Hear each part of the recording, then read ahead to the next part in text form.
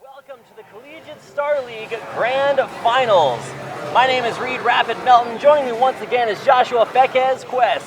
We are coming to you live from Dreamhack Austin at the Austin Convention Center in Austin, Texas, which might as well be called Awesome Texas, Fequez, because that's basically what Texas is, and it's been an awesome weekend. We've been walking around all day long, having tons of fun at Dreamhack. How's your weekend been, Fequez? It's been pretty freaking awesome, and yeah, I've explored all over Dreamhack, and it's an incredible experience. From downstairs, it's like 4 levels of this. We're of course on level 4, right in the center. You can probably hear Pokin in the background. It's pretty freaking awesome right now, but we're almost actually getting underway. The CSL League of Legends Finals, they're happening right now. They are happening right now, and they would not be happening were it not for our awesome sponsor at Asus Republic of Gamers. If you guys are interested in some of the best top-of-the-line PC gaming gear and equipment, then come up to the 4th floor at Dreamhack Austin. You can check it out, check out some of their awesome hardware. You can also check out virtual reality on an Oculus Rift that we have set up here. Plug in some awesome Asus equipment along with some custom rigs and all kinds of cool things that we want to thank you for coming out and helping us out here at CSL. And of course, we're also going to Brain Gear as well. Everyone's had it today. We're all amped of the Brain Gear. It helps get your brain motivated, get your brain started. You can actually get a discount on Brain Gear by going to braingear.com, and you can discount code CSL Final. And yeah, you can go for Brain Gear. It's totally worth it. It's down easy. Best deal before, but check it out. Help power up today. And speaking of power today, I believe, like I said, everyone's had their Brain Gear. McMaster, they've been powered this entire weekend. In fact, I believe we have an interview with them. So we're going to cut over to that, check it out, and see if McMaster's got some words to say.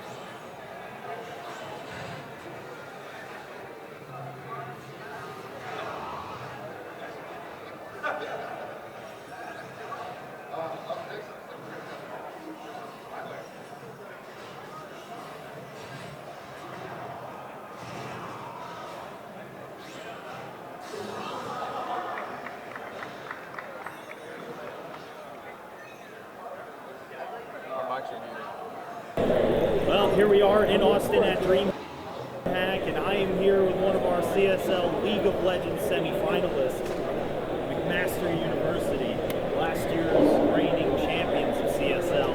Let's go around and introduce ourselves, guys. Who are we? Hi guys, my name is Richard. My in-game name is called Solo, and I play top for McMaster. I'm Julian Lagarde. My in-game name is Duosec, and I play mid lane. I'm David. I play jungle. My name's Devise. I'm Jan. I play AD carry, and my name is Color Pro. My name is Martin, and my support name is Jana Mechanics, and I'm McMaster support player. All right, guys. Well, I was told that Julian wasn't going to do interviews until you guys made it to Dreamhack. So here we are. You're at Dreamhack. How does it feel to be here, guys? It was awesome, man. It's sweet, man. It's my first time in Texas. It actually I think feels it's everyone's first time. It's worth the plane ride here. It's been pretty good. We're all super excited to finally have a trip together. Alrighty. Well, you guys went undefeated in the regular season. You took some names along the way. What helped keep you guys motivated to keep producing at such a high level during the season? I think there's mainly the desire to actually be able to go on a trip with our team, because that would create some sort of, it was pretty much just our goal the entire time to be able to go. Yeah, last year we became really close with the NACC, one game away in a best of 3, but we just really wanted to get to something this year. We were really hungry for the victory this year, and now that we're in Austin, Texas, we're ready to take on the semifinals. Well, Carnegie Mellon got a rude awakening. They came into your semifinal match or your quarterfinal matchup feeling pretty confident, and well, you sent them home packing. How do you avoid a similar sort of confidence trap where you come in feeling really good and then you get cheesed? Honestly, we respect all of our opponents. We just play humble and we play to our best, and we don't take anyone for granted. We do a lot of research on our opponents. We ensure that we know what they're capable of, and we never disrespect their potential to take us down, and that keeps our skill level up and keeps our competition going. I think another moment was in the NACC qualifier this year. We actually lost to a team that we weren't really expecting much from, so that made us like reevaluate and really pay attention to every team we're facing.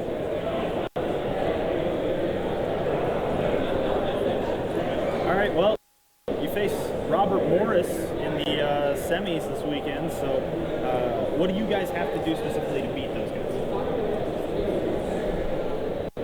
I think we need to just not play worse under pressure, because I think we're a pretty solid team. We're all good friends, so it's good company, and we just got to make sure we keep that. No one gets tilted, mad at each other. I think if we play to our strengths and make sure we understand what we're doing in a lane swap, we'll be good. So long as we all just play comfort champions and play like we were playing throughout the entire season, we should be good. All right, well, as we know, when predators hunt herbivores, they search for the sick, the weak, the ones who are lagging behind. Man, let's hear some trash talk. Who's the sick, weak one you're going to pick off? I'm thinking it's going to be Nubsy, just because he doesn't play that many top-tier meta picks, and just looks like a really good person to target. I think all of them are pretty weak, to be honest. I don't think we need to practice that much against them. I think we're going to win it, and if we do, I don't think it's going to be anywhere close to being close. I think the main thing for us is we're here to show the other teams that you don't need a jersey to do well in a tournament. So long as our bottom lane works together, we avoid the 2v4s. I'm pretty sure we could 2v3. The 2v4 might be a little bit too much. So so long as we watch out for those 4-man dives bot, we should be all right. Alrighty, well, any last shout-outs, plugs, shameless self-promotions? I want to give a shout out to our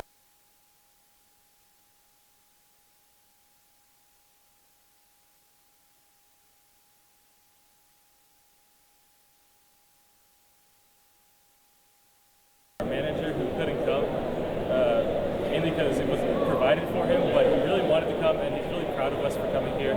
He finally is happy that we got here, and yeah, thanks, Kenneth. And also, shout outs to I know I have some friends that tune into the stream on the way, and shout outs to my friends. Yeah, shout out to my friends. Thanks for watching.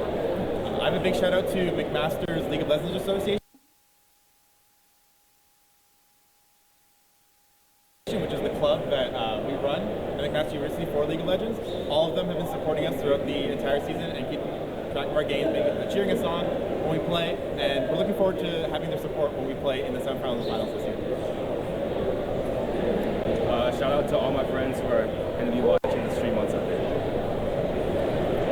Well, thanks so much, guys. We're really happy to have you here. Looking forward to the games on Sunday. Welcome to sunny Texas. It's Dreamhack time. Thanks for the interview. Thank you very much.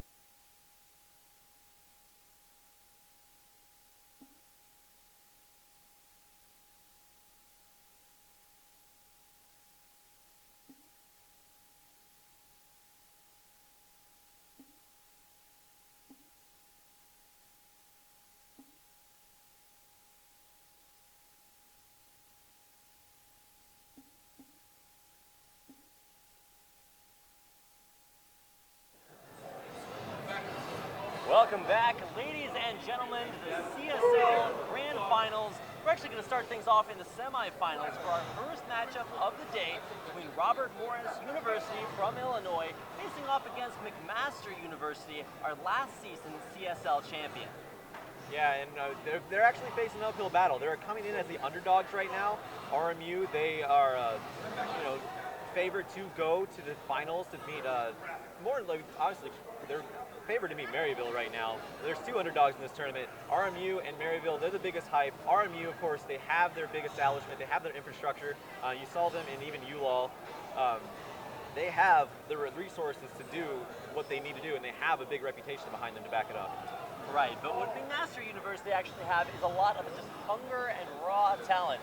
McMaster actually won their chance to qualify for Riot's ULAL Campus Series last season by qualifying through the CSL by taking first place.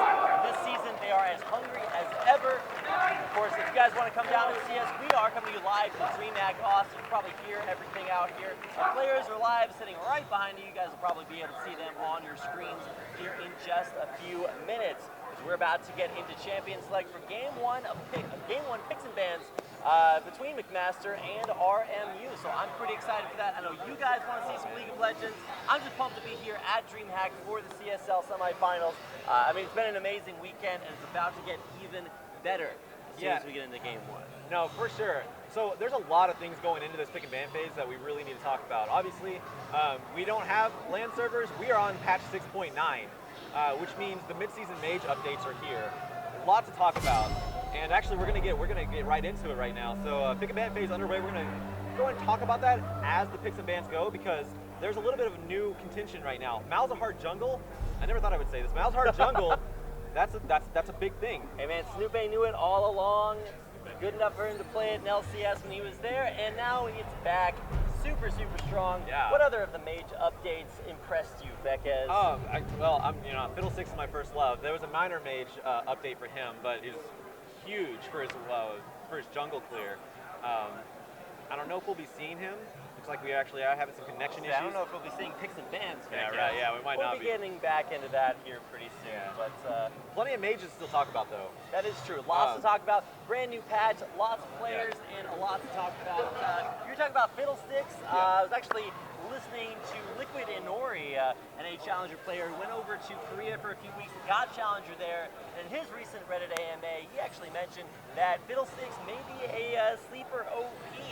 Lots of buffs to the way his Dark Wind works, and damage changes, and he stands still, like while he's channeling Crowstorm. He has a big movement speed that helps him keep up the champions with his ultimate. So we'll be seeing if there are some new champions, new picks, new bans, and a whole new game. It's a whole new world, Beckez.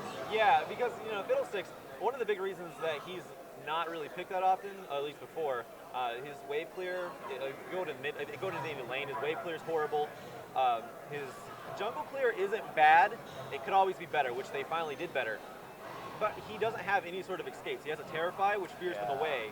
But now he has Once you're in, so. Pretty much, yeah. You Crowstorm in, you better have Zanya's, or else you're probably going to die. That's true. Well, Zanya's Hourglass is now cheaper, so and offers cooldown reduction. that is true. So Good many more stat. cooldown reduction items now. More ults, more goodness, more stuff to cast. And speaking of casting, we are about to get back into champion picks and bans. Had some pretty technical issues, but picks and bans for game number one should be coming your way here in just a second. And indeed, here we are coming back at you once again. Game number one, picks and bans coming your way with, like we said, some new talent here for McMaster. You're going to see him up in that top lane. It's Han Solo, as in probably a game that he used to play. And you're probably, you might be actually seeing a Fizz ban here. That guy has put up some big numbers. I think when he was playing Carnegie Mellon University in our semifinals in the playoffs, he absolutely crushed it with that Fizz. Had a deathless performance, carried the game. So might be looking out for that champion a little bit later on. You can already see that Vel'Koz, so a lot of respect between these two teams. Yeah, Nubsy, very known for his Vel'Koz, also known for Xerath, both who got updated in the mid-season mage update. So that's going to be interesting. So Fizz is banned out because McMaster actually has first pick here.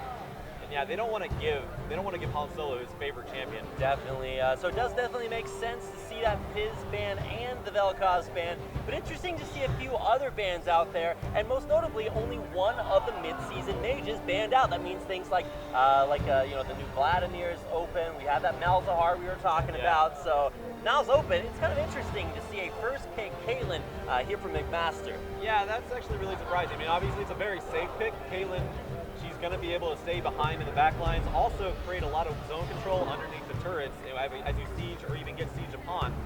It's interesting that they pick it because they could have picked something else a lot more powerful. But at the same token, RMU could have done the same thing. Instead, they opt for kind of another day at the office with the Azir and Kindred, while Device going to hover over the Malzahar. And so for RMU, this represents a pick and ban phase we might have seen on the last like 2-3 patches. Nothing too surprising here, but of course across the board, McMasters, they might have mixed things up a little bit. They're hovering that Malzahar and they're locking it in. So if you guys are ready to see a whole lot of Voidlings on your CSL stream in your CSL semifinals, it looks like McMaster is going to make it happen.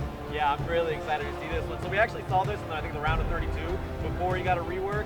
And somebody was just kind of a prophet on that because now Malzahar jungle, you can still go AD, but his AP ratios are still awesome, and he has a level 6 gank that is pretty unstoppable in solo lanes unless he gets counter ganked. So I'm really excited to see Malzahar jungle. His minions, his Voidlings are just so powerful in the jungle. But on the other side, still, same thing. Mikey Mouse on the Ezreal, Nubsy locking in Morgana for Cynotic. Nothing really out of the ordinary here. And in fact, the only abnormality is the Malzahar jungle.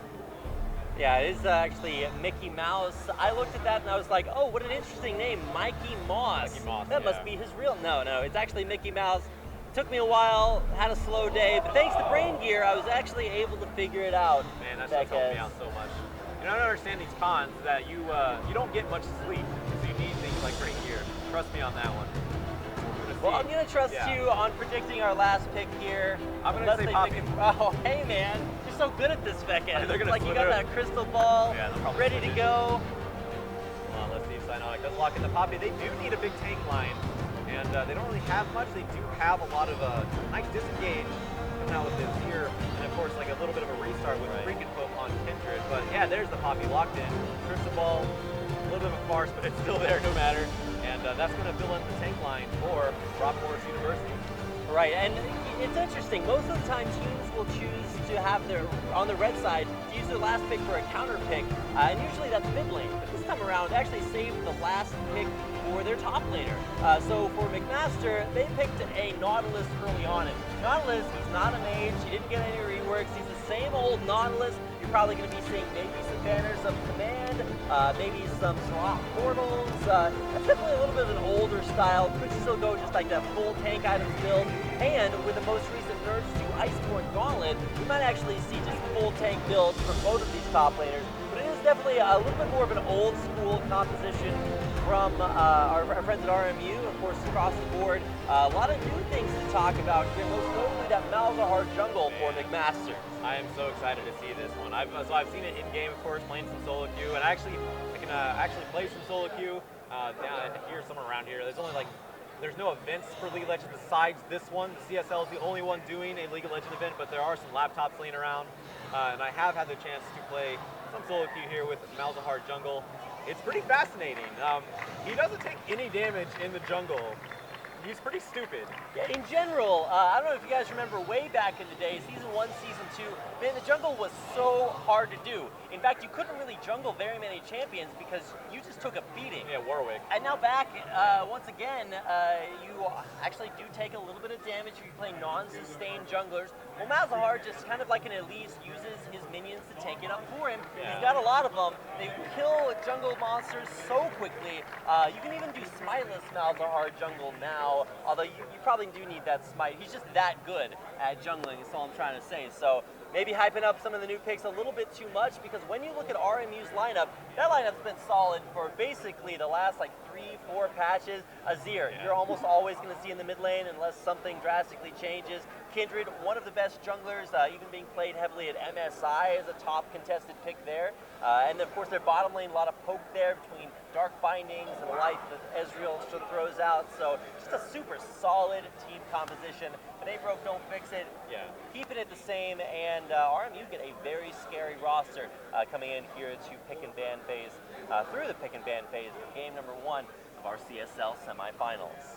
Yeah, and it's don't fix it, don't broke it. Or if it's not broke, don't fix it kind of thing. Something like that. Yeah, I got it. Don't worry. It's not fixed. Don't break it. You certainly don't want to actually, you don't want to break anything. But the thing is, what I was getting at here is that, yeah, there's some new items, the Hex Tech items. Some of them have give people dashes. You can get dashes. Yeah. You can get rockets. You can get lightning bolts. Yeah, you the can main get thing. anything you The want main out of thing those. is those items didn't hurt. For the most part, did not hurt any of the old style, I would say old style 6.8 comps, like what we're seeing RMU run. So, I mean, yeah, they can still run this to a degree of success pretty easily. Like I said, the big wild card, of course, is the Malzahar jungle. You have to prep for that. You have to know just how fast he clears, how he ganks, and of course, you're gonna have to fear the level 6 because, yeah, if freaking Poke cannot keep up with Devise will be able to run all over in the solo lanes and be able to gank pretty heavily with his Nether Grasp. Got about 30 seconds left in Champion Select before we go ahead and get ourselves into game number 1. This is being played on the most recent patch. Fekez is here to help me out with a little bit of super secret knowledge. He's been studying those patch notes, and all I know is that there's going to be a lot of new things happening today. So if we're predicting things from old patches and teams do the exact opposite, it's a brand new world out there. See what I did there? Mid-season mage update, brand. I like that. I'm sad we're not seeing a brand actually. He's extraordinarily powerful. That's the thing. They made a lot of these champions powerful. So, I mean, we have a lot of games today. We'll see how many of them actually go to game number 3. See how many of them 2-0 people. Every team's going to want to 2-0 everybody, of I want course. to see a team win a best-of-3 series with only one game, Fekez. That's that real impressiveness. That's a forfeit. If SKT were playing here, they could make it happen. Actually, maybe not, given their Yeah, I I wouldn't go with the MSI SKT. They're a little bit. All right, well, welcome, ladies and gentlemen. We are finally into our first game of this semifinal best-of-3 series. Over $11,000 in scholarships on the line here this weekend. Of course, we are here at Dreamhack Austin, so if you want to come up to the fourth floor and check out the CSL booth right in the middle, we would love to see you down here. But back onto the Rift, we've got McMaster University, led by their mid laner, Julien Legaud. In the mid lane is Duosec. Of course, on the other side, Robert Morris University, coming out in the red, setting up a little bit of a line of scrimmage here, reminiscent of less exciting but more traditional sports, Fekez. Yeah, just playing safe, and of course, line of scrimmage. You don't want to cross that, and because that's a penalty. And a penalty here might be first blood, although nobody's really set up for first blood, so it's just going to be a poke fest if anybody decides to cross it. We're going to see maybe a little bit of a poke fest. Mikey Mouse with the first cue of the game being thrown out. Mystic shot landing. He is 1 for 1 on those. One of these days, I'm actually going to get you to say Mickey Mouse. Did I not say it? I don't think I so. say Mikey Mouse? Either way. I don't know, man. That's Mickey Mouse's brother, you know. He's like the lesser known one. Like, he's like super buff and ripped and like goes up like beating up cartoon characters for the imaginary Monopoly money. He's the one that Disney banned. We don't like to talk about Am I him. even allowed to say Disney on the stream? I know they're like really I guess clinching, you are now. Let's go ahead and talk about some League of Legends, starting off with some pretty good ward coverage down in the bottom lane. No invades, nothing too crazy, but based on where these champions are starting, we should actually be seeing dual lanes on the bottom half of the map, solos in the mid lane, and then soon to be solo lanes up top. We give our solo laners, or our junglers rather, a little bit of a leash. You can already see Malzahar so incredibly strong here. Already has his Voidlings out, but there's a little bit of a cooldown to those Voidlings. Level 1 is actually about 20 seconds, so you do have to kite your buffs around as Jungle Malzahar, and of course we'll be keeping tabs on him and his new Voidling swarm rather, as the game goes on. Yeah, and it's interesting that they actually started on the top side. I wasn't expecting them to actually to start on the top side. You can still gank on the top lane at around 3 minutes, 3.5 minutes if you start from the bot side. So it's interesting that both of the junglers decided to start at the top lane. I didn't see if they got information on each other. I don't think they did. But, I mean, yeah, both of them mirroring each other's jungle path here. Might be seeing some contention toward the bot side. And, of course, we have yet to touch on these dragons. That is true, man. And just now spawning, we should go ahead and mention which dragons these are. So this is going to be an Ocean Drake, if I'm not mistaken. In case you guys are unfamiliar with some of the new elemental dragon changes, Ocean Drake will give you 10% of your missing health and mana back every few seconds. And of course, that does scale up based on the number of Ocean Drakes that you do take. So just going to keep an eye on that. Maybe some early dragon control. Malzahar can actually solo dragon at level 3 with both buffs. So definitely something to watch out for as this game progresses, Fekez. Yeah, and that's just the power of his Voidlings. He can take that make them take all the damage, it's ridiculous. And I've actually seen videos of him soloing Baron. It's extraordinarily close, but he can do Baron. I don't think anyone from RNU is going to give Device a chance to do that, though. Well, this isn't the Malzahar show, even though he is a cool new champion. Right. At least he's been reworked a little bit. So let's talk about what's going on elsewhere out on the map. A little bit of a word tangulation there. Bottom lane, unsuccessful gank coming in there. Kindred turns out she's not a Vi. She can't really get up in your face super early on, so just going ahead, head back out and look for a gank now in the mid lane. However, she has been scouted out on a ward, and McMaster will ping that out. She's just looking for some counter jungling, in all the wrong places. Yeah, and actually, Malzahar, so went back, picked up some boots, going to try to travel around the map a little bit faster. But yeah, that's actually going to leave Freaking Pope to take the objectives he needs to stack up his passives. That's really interesting. Top lane. Gotta look at Han Solo. About to Han Solo Turb if he picks up this kill. Oh, Turb has to blow a flash to get out of there. So yeah, he needs to respect the damage from Han Solo. So a lot of people say Han Solo is a one-trick pony on Fizz, but he's going to prove that everybody wrong. Playing the early aggression on the Nautilus. Super exciting here at Dreamhack Austin. You may be able to hear the excitement in the crowd around us. All of those people are definitely watching this game.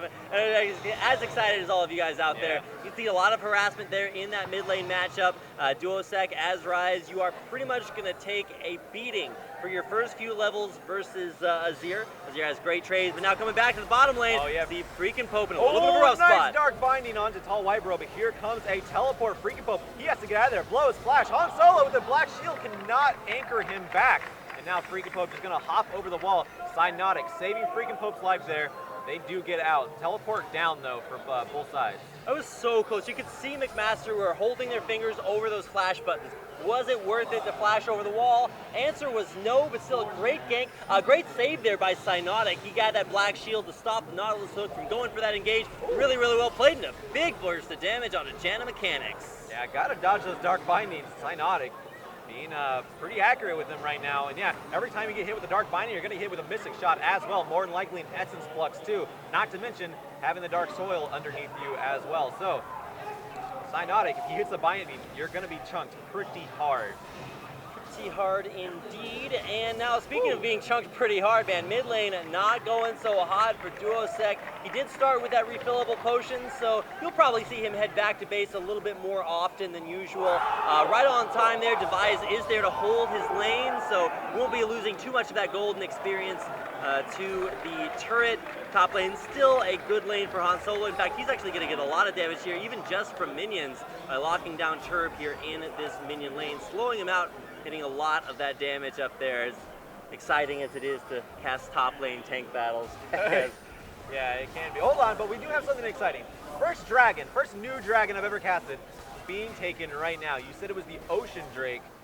And yeah, it looks like RMU is going to be able to secure this one pretty easily. No contention coming around, and yeah, it does. Actually, Cynotic picked that one up out of all the champions to pick it up. But yeah, so that does give them a little bit of health restoration every, I think it's 18 seconds. That's actually pretty helpful if you're going to be able to just stay in a lane for as long as possible. Yeah, extremely helpful, especially if you're low health in lane. A lot of times that'll happen to 80 carries who have an extended lane phase. And actually, that's what's happened to Mickey Mouse in the bottom lane for RMU. Now, for Ezreal, it's actually really good to keep Ezreal in lane for as long as possible early on, because that delays his tier timing. And for Ezreal, that means he gets to stack that up over time the longer he has that.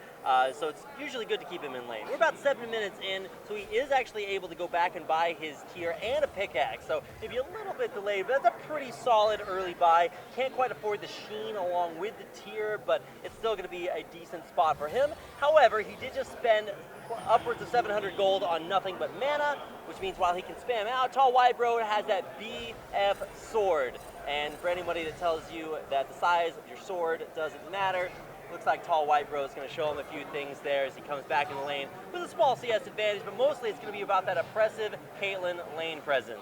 Yeah, and that's what the traps are about. You just want to try to zone as much as possible with the traps.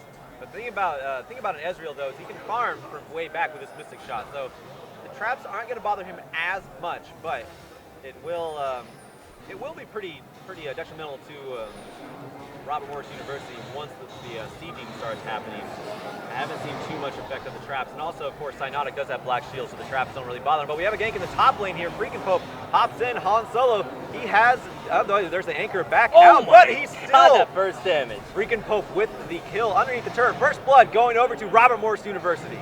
All right, so if you guys can't hear the RMU chants from the crowd, I heard one. So somewhere out there, somebody is super happy about that. I'm actually really impressed to see such a strong gank up top lane, really punishing Han Solo. And then you can see that maybe this is some of the focus from RMU. They know what a lane-dominant player Han Solo is, so just punishing him for playing aggressively. I know that really crushes your mentality. Might be some mental boom going on up there. Who knows? But Han Solo did just get taken down. It's kind of interesting to see his starting items here too. He's got a whole bunch of everything. Working on, of course, his not his Iceborne Gauntlet, his Sunfire Cape. He's taking a little bit of ways to get there with some early game itemization, but he'll make it there. Of course, on the other side, Turb is actually forced away from that Sunfire Cape early, and is going to be going for more of a Spectre's Cowl into Spirit Visage kind of start. Which actually works really, really well, considering he's going against a Malzahar. He's going against a Duosec on Rise. That's actually not a bad start. Of course, you do want a Sunfire for battling, of course, Han Solo, but even Han Solo, he's going to do magic damage too. You sometimes see really aggressive Nautiluses build an Abyssal Scepter, which by the way, that got changed a little bit too. I think it now gives cooldown reduction, but that's another topic for another time whenever we start seeing that. But there's another thing to point out. Pink wards are now only 4 health, which means Jin can actually take them out with one round of his auto attacks. Yeah, that is actually pretty cool. It makes it easier for Graves to take them down too, because you don't have to reload the middle of everything. Well, I guess you do have to reload, but only once. You can quick draw it out too. That is true. So yeah, talking about the way that the map has kind of changed in our first 10 minutes of play, we did see that first blood, but that really didn't change the landscape of top lane all that much. That's extra Bomby Cinder Sunfire kind of damage as helping out Han Solo in those extended trades up there. But one thing that has changed, it was in the mid lane. We saw Duosec actually able to clear that wave out now that he's hit level 6 and past, and that's actually really helping him in that matchup versus Nubsy. It was a little bit rough early on.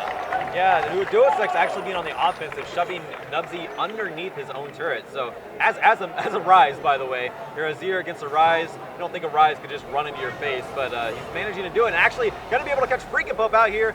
Nethergrass going to keep him down for a little bit, silences him. They don't have the damage to take him out though. Wow. Yeah, even the Malefic Vision's not enough. So Freaking Pope, he makes it out, even keeps his flash up. So props to him for knowing the damage output of the Malzahar and Rise together. Yeah, and he wasn't even forced to use Kindred ult there. Yeah, that too. I definitely expected a little bit more damage. But one thing that may surprise you, and you might be like, but Rapid, there should have been more damage there. I'd say, well, look at the items that Devise has picked up. This is that AD Malzahar. So the way the Malzahar works on targets like champions and monsters in the jungle is that if your Voidling doesn't kill it after a certain amount of time, it'll spawn another Voidling, and oh, we got action in the mid lane. Hold on, yeah, Nubsy trying to get the best of him here, but Devise, he does not have an ultimate, but now Han Solo down, he gets the dredge line onto Nubsy. Devise picking up that kill, teleport canceled from Turb, and that is a kill going over to McMaster. All right, so we've already got that 1-1 score, tying it back up, and if you look at the goal, McMaster is actually on top. However, pick's about to be made. Oh yeah, but Freaking Pope trying to catch out Han Solo. Turb there to join him. Freaking Pope actually gets taken down. He still has Lamb's Respite up though, and he's walking over a ward. Han Solo trying to blast this one out. Devise actually got to take out Freaking Pope. He did it ult. I don't know if he had enough mana or not, but now Turb is in a bad situation, trying to make the best of this one. And even the Rift Herald is making his presence felt, but the minions or the Voidlings are actually just tanking that one up. So good job Devise with the Voidlings though. A little bit of a hairy exchange, but it came out in better for McMaster. I thought he might have been silenced out there by Malzahar, but I don't think he actually was. I think that was just a, hey man, got an ult here, rough spot, and he hesitated a little bit on that the trigger finger. So losing your jungler right there, not one, but now 2 kills here for McMaster University. And their strength is going to come from Devise. If you guys got a chance to catch some of McMaster's games earlier on in the playoffs, specifically against teams like, I'm drawing a blank here really quickly. Okay, it was their semifinal or their quarterfinal matchup.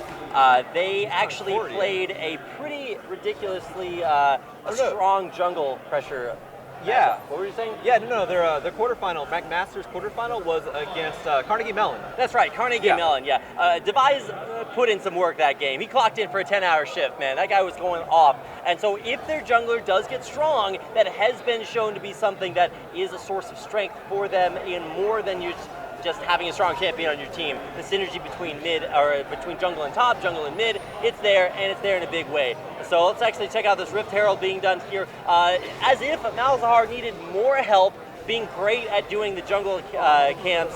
He actually can do Rift Herald by himself because the Voidlings will pop the special damage on the eye. However, it doesn't really appear as if Devise is really prioritizing these new elemental dragons, and we should actually talk about that now that Freakin' Pope has actually gotten yet another dragon here. Now, you guys won't actually see dragons on this new patch updated in the dragon counters on the display, so we'll keep track of them for you. That is dragon number 2 for RMU. I planned that out because it rhymed. And then actually second one was a Cloud Drake, which actually gives everybody on their team plus 15 movement speed globally. So that is actually going to be pretty helpful when it comes here to the mid game and starts to rotate things around the map. You're going to be going a little bit faster. Yeah, and of course it does help you get to lane a little bit faster for these laning phases.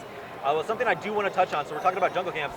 Segueing that into jungler. So I actually facepalmed earlier whenever you said, whenever we noticed that Malzahar wasn't putting out the damage that I thought he was going to be doing, because he went the warrior enchantment. Yeah, and now he's going back into AP, so yeah. He kept double dipping in there. So I'm kind of questioning what he's going for here. I don't know if a hybrid Malzahar is a thing, or I guess we'll find out. The Rage Blade's coming back.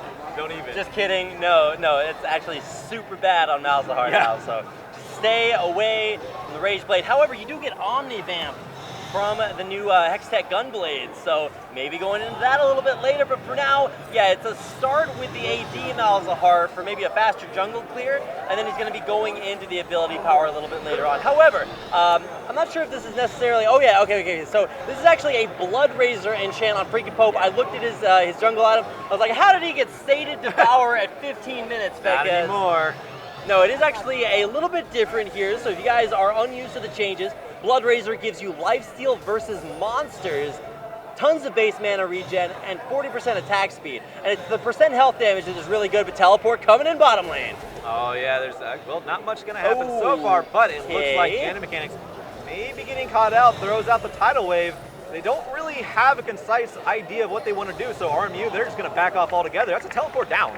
Yeah, and Turb really kind of conflicted there. He's having one of those existential crises. He was writing his Walden book on his way there. He's like, man, what's going on? Some transcendentalist thoughts, and he just couldn't make a decision about which way to go.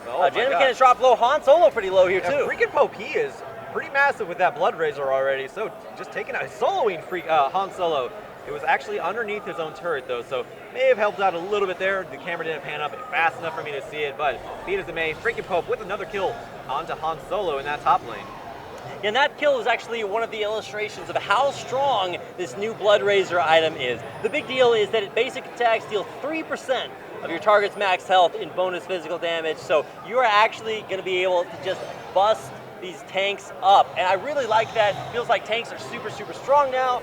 And so it's good to see that Blood Razor back. I don't know if you have been playing League of Legends long enough to know about the Blood Razor, Fekez, but it has been around for a very long time. We've had Madrid's. Yeah, we've had Madrid's Blood Razor. We've had all kinds of Blood Razors. There's actually even a special Blood Razor for like the ARAM map, and for threes, you used to have a special Blood Razor. I think it was Kate's Blood Razor. Yeah, that one I'm not familiar with. Man, that takes me back kind into of the day. Summoner's Rift guy only. Back in my day, we had Blood Razor all over the place. A miss on the Dark Binding on the Tall White Bro does hit Jana Mechanics. She's pretty low health, can't heal herself back up, although low mana as well, so might be planning its trip back to base. Yeah, probably best. Has exhaust, doesn't want to get engaged on though. And Tall White Bro needs to be careful. He has a lot to dodge. He has Dark Bindings and Mystic Shots to dodge right now. He does have quite a bit of power behind him. He has a Zeal already, along with the BF Sword you mentioned earlier. Also went back and bought a pickaxe up in the meantime, along with the Zeal. So has a lot of power if there's some sort of engagement coming out. Probably more raw damage than Mikey Mouse. Let me get that out there properly. Mikey Mouse. So Mickey Mouse. Mickey Mouse? Just like the character and the Y really. from popular children's videos.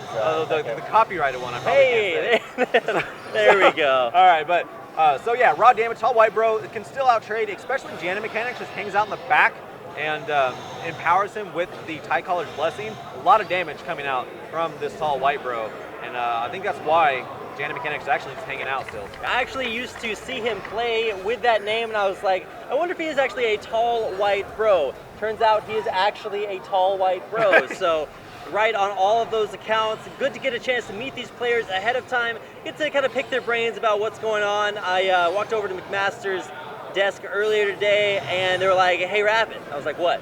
They're like, "So what should we pick? You know, versus RMU." I was like, "Well, I just happen to have your picks and bans right here." Just kidding. I didn't actually tell them anything, but they did have a book with all of their picks and bans all ready to go. Had kind of that Lemon Nation's notebook kind of feel. So both teams really ready to go. I got a chance to see the RMU support staff waiting in the wings. Got coach, director, all kinds of fans ready to go. Sick uniforms, you guys might have heard mentioned in that little bit of that trash talk video earlier on.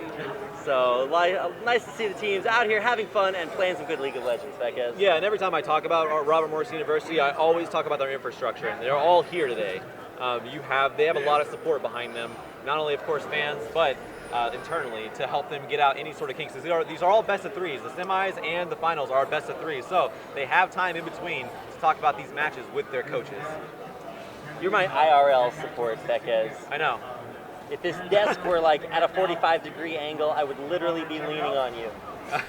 Or vice versa. However, it's actually perfectly, where it's going to stay. I'm really glad about that. I've definitely had desks move on me before. Yeah, In general, we like to keep things here and ready to go. Ready to go for Dragon. Number 3, Fekez, it's live. And I don't think McMaster are going to be giving this one away quite so easily. Teleport coming in, but Eldon, who does the go-to? Device actually able to pick that one up. So McMaster does get the Dragon. Nice lambs for Spike. Going to keep everyone on RMU alive right now. Damage. Nubsy able to pick up a kill, but so does Devise on to Mikey Mouse. It looks like here comes Ace in the hole. It's actually blocked by Freaking Pope.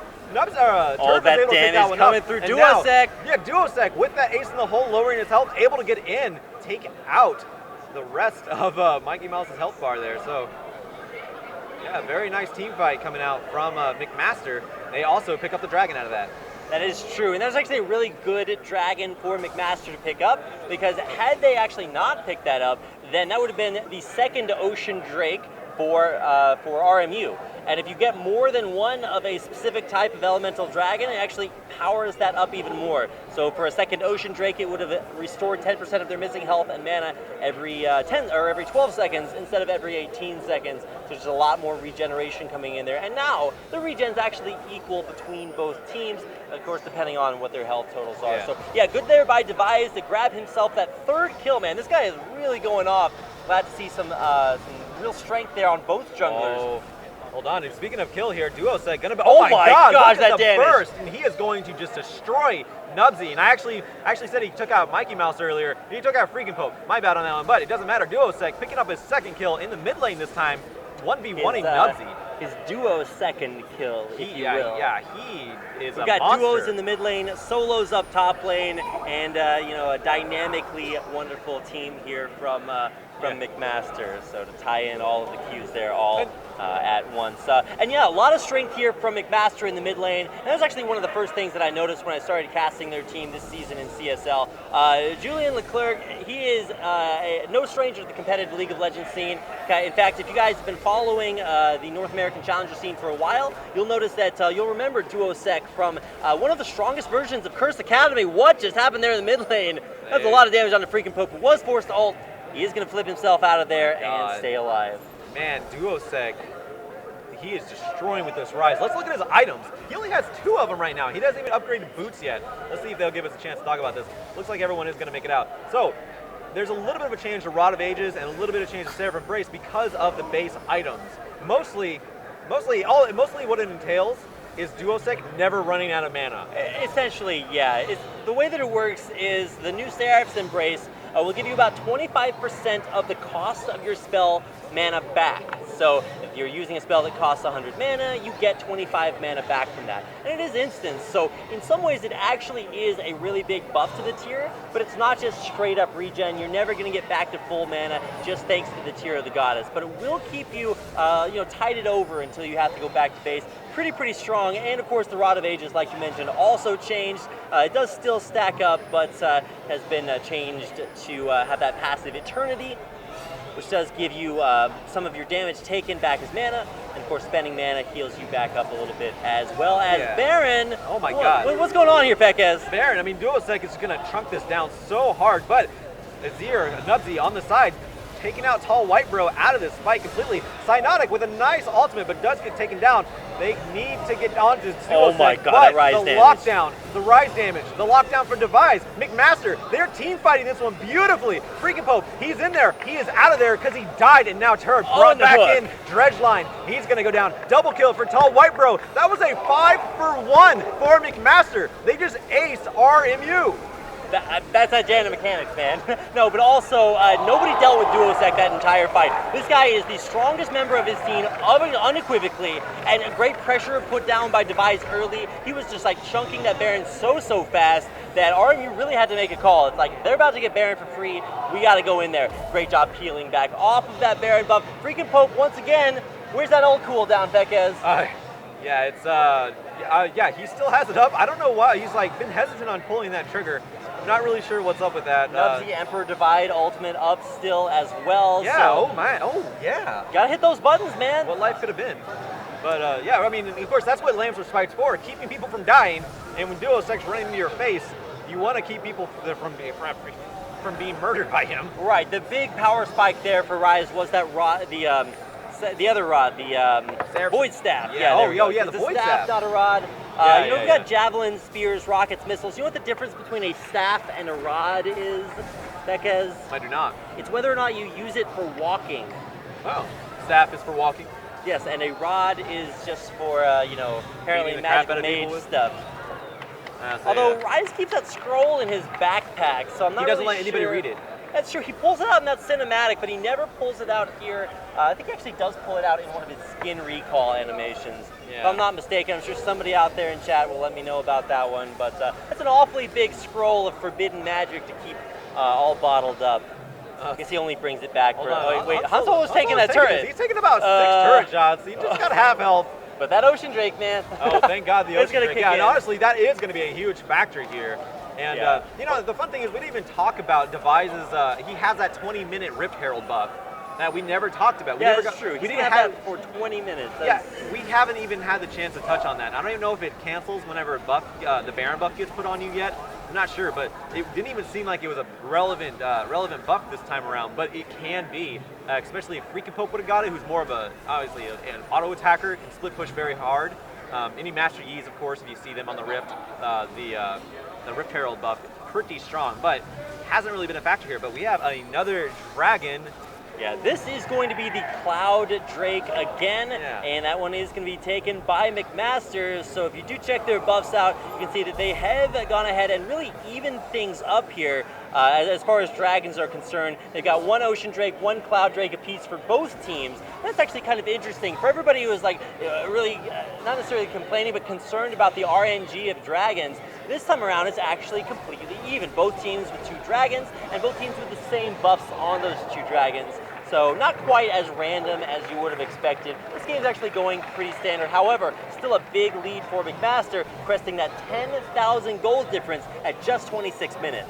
Yeah, their McMaster, their team fight ability, and this is exactly what happened whenever they took on Carnegie Mellon as well. Carnegie Mellon actually kind of ran over McMaster as far as objective control, but McMaster, they team fight so well that Carnegie Mellon could not snowball the lead that they had. I think they were up 5 turrets at one time, maybe even four to 5, somewhere around there, against McMaster. They couldn't snowball that because McMaster, once they get 5v5, they will run a train on anybody. That is true. Yeah, they destroy in these team fights, and we're seeing that right now. And it looks like they also have their team fight their objective control down as well. Yep, and they've got a great split push situation going on. They've got Han Solo still with that Rift Herald buff, by the way, and oh yeah, that Baron buff there too. He's going from one purple buff into another purple buff. he's down on the bottom half of the map, but he's actually starting to roam between bottom, mid, and top lane, just continuing to keep all those lanes pushed. And Han Solo really doing a lot of work this game to just keep RMU in their base, in their place, and now top lane, this second tier turret getting chunked down, and freaking there's the suppression. There's a flash suppression, but the Black Shield is going to keep him alive along with Lamb's Respite. He finally pushed that button, and now the headshot! Duosec! He flashes over the Emperor's Divide. Nubsy trying his best to get Duosec down into a vicarious position, but not going to happen. And freaking Pope ends up falling during that exchange. My God. I actually thought he was going to die under suppression, but he got his hold off just in the nick of time. He does know to hit that R button. It's just been a little bit elusive some of these times. You can actually see, thanks to some of these Ocean Drake sustain and a whole lot of other factors, that McMaster having no trouble, just maybe taking a couple of turret shots. And keep in mind, these are new turrets. Turrets got a little bit buffier. More buff. There we go. They got swole, bro. Oh my God. Because we do have one bro in this game, but you can see McMaster just keeping on the pressure, and oh man, don't want to go in there, tall white bro, and man, that much damage on your carry is going to force McMaster to disengage. Yeah, so McMaster, they're going to play it safe here. One thing about the turrets that I want to touch on real quick, it actually, you can apply armor penetration to it now, so any last whispers, things like that, will actually affect the turrets now, allowing it to be pushed a little bit faster by ADCs, which is pretty huge, but actually we don't have that on tall white bro yet. Well, then that might be one of the reasons that Caitlyn is such a big pick here for McMaster, is that her turret pushing is insane. You've got 650 range, you walk up to the turret, start hitting them down, and while she doesn't have that last whisper you were talking about, still just able to chunk down these turrets, and now you've seen all 6 outer turrets taken out, but we do have our first Zerat portal placed on the bottom inhibitor. You don't need to use that Zerat portal to take down towers. All it does is ensure that your bottom lane will stay permanently pushed, and it's in a safe enough position to where you really don't need to babysit it too much, and that does free up your bottom lane to say, move Turb up to maybe the mid lane or the top lane, whichever lane Han Solo decides to go to. Yeah, so it's gonna keep that bot side at bay, gonna keep it safe for a little bit. But it looks like McMaster may be rotating down there anyways, going to try to alleviate some of that pressure. Another item I want to talk about here is Duosec. He picked up a Guardian Angels. He's 5-0-3. He wants to make sure he stays with that 0 death. He has a Guardian Angel, so if anybody, you can't even target him now without the threat of him being just up and killing you again. He is a massive threat. That is true. Now, Guardian Angel, much more accessible here on this mid-season mage patch. It's a little bit cheaper, but you really are just paying for that effect now. 60 armor and now only 45 magic resistance means it's not that, it's not a huge tank item. The real thing that it does keep you from doing is just dying instantly. And that can be a little bit of a struggle. Say you get Dark Bound there as Rise, you get a lot of Azir's Sand Soldiers on top of you, you're going to pop pretty fast, but now you are going to revive, and man, now it's time for Baron number 2 here for McMaster's University. They've got those Voidlings in there, keeping aggro, by the way, on that Baron. Malzahar can walk so far away from Baron, and it's actually still aggro there by the Voidlings. That's ridiculous, by the way. So yeah, the Baron, actually, now the Voidlings have died, the Baron is reset. That's so ridiculous. I don't understand. Flash! Oh, nice arcane shift by Mikey Mouse. He is going to get out of there. Out of there. That was very close. Maybe clinched himself a little bit there. Han Solo, he is down a flash now, but the Baron is being started here by McMaster. Yeah, they're going to be able to take this down so fast. Look how fast it's being chunked. That is so fast. Freaking Pope, he's going to walk over there. It's not even going to matter. He's going to be down before he can even get the chance to throw a ward over. So, second Baron of the game, it's over to McMaster, and now they're looking to push and possibly end this. As if they even needed that help pushing down these turrets. They do have to deal with these Azir turrets that have been constructed, and right as I say that, it does get taken out by itself, so never mind, I guess. The push up the mid lane, super strong with some super minions in it. Okay, well, it doesn't have super minions yet. It's about to, though, as that base turret is going to fall. Inhibitor almost falling here as well. It doesn't look like RMU are really looking to contest this. They just can't fight into that Baron buffed up power. And oh, by the way, Rise is a monster right now with 4 items completed here against an Azir that really only has like 2.5.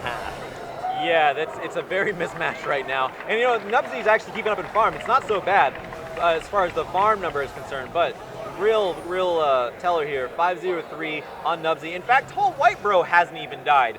2 members of McMaster have stayed alive this entire time. Freakapope, he's caught, he's destroyed, did not even use Lamb's Respite. Once again, I think he's underestimating the amount of damage. Like, all right, I got one more Q coming at me. He doesn't. He just dies. That's Lamb's Respite not used.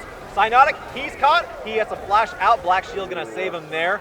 And now, I actually think he missed one of his overloads. Oh, okay, there. okay. Probably would have killed Cyanotic. Nice Black Shield usage though. Cyanotic was forced to flash out. He does stay alive. However, at this point, just not dying is just not enough. And now it looks like inhibitor number 2 is about to get taken out. Yeah, it's you know, you just can it's so hard right now they have no wave clear, especially with this Baron empowered minions. There's no wave clear coming out from Robert Morris University. Azir was supposed to cover that. Can't do it when the minions are empowered by Baron. Now, of course, when they're not there, they can do it, and that's what's happening on the bot side. But 2 inhibitors down. McMaster, they're backing with the last bit of their Baron buff to just back a little bit faster, and now they're on their way to just seal this game down. They may go get the next dragon just because, but they don't even need that. They can just team fight their way to victory right now. Right, there's kind of 2 phases to Baron buff. You get it, and then you either recall immediately and then go push something, or you push something and then recall to spend all that gold. And here we go. We're not quite at that Elder Drake just yet, but this is actually going to be a Mountain Drake. So if I'm not mistaken, that is, it's an Ocean. Oh no, it's actually the second Cloud Drake. Yeah. Okay, my bad. They kind of looks a little bit rocky there. Yeah, but some of the color schemes, I'm sure they'll update that, but some of the color schemes are a little bit tricky sometimes. You can tell by the symbol, but I haven't got those deciphered yet. There's so much to absorb on this patch. But right now, that doesn't matter. RMU, they need to absorb what's happening in the moment, see what they have to do. But it's at this point in the game where you're more than likely not going to win. It's a best of 3. Plan for the next game, Rapid. Slow and steady might win the race sometimes, but this is a slow and steady. Oh, nice Shurima shuffle there.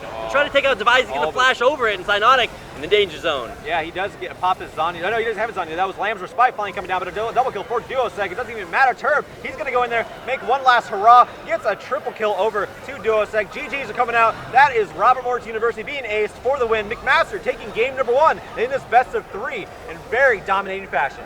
4-0 surrender vote even comes out there at the end, and that is how you win a game of League of Legends, Beckes. Dominant performance there. 17-4, the final score here. And man, McMasters, you really can't say enough good things. They had kind of an even early game, but especially that one fight around the Rift Herald that wound up being a 2-for-1 really got a lot of power behind their jungler Devise.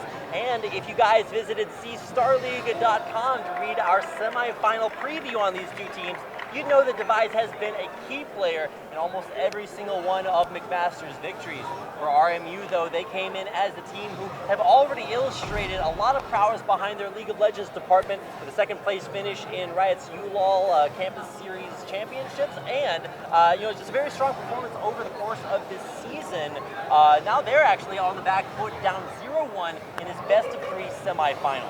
Yeah, and that's actually pretty surprising because I feel like McMaster, they were coming in here as underdogs, but they have such a huge team fight prowess that they can team fight their way to victory. And and like I said, if they took care of their objective control, they're an extraordinarily dominant team, and we're seeing that right now. And I want to actually point out here, McMaster, they didn't even do the most damage. Duosec, he did 2nd amount of most damage on his team. It was actually Tall White Bro did the most damage. But overall, Nubsy on Azir, he did 28,000 damage, 3,000 more than Tall White Bro. So the damage is there for Robert Morris University. They just need to get a little bit more of a coordination and figure out what happened in that game number 1.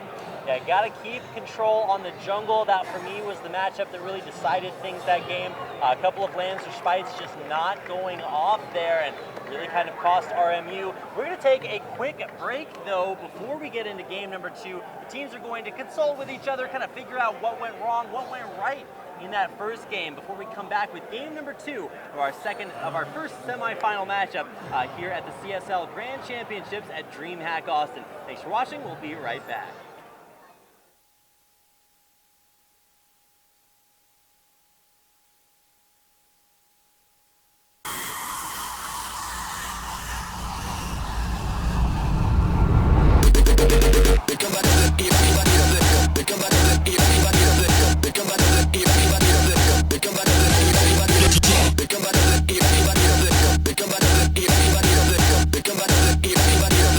Come back.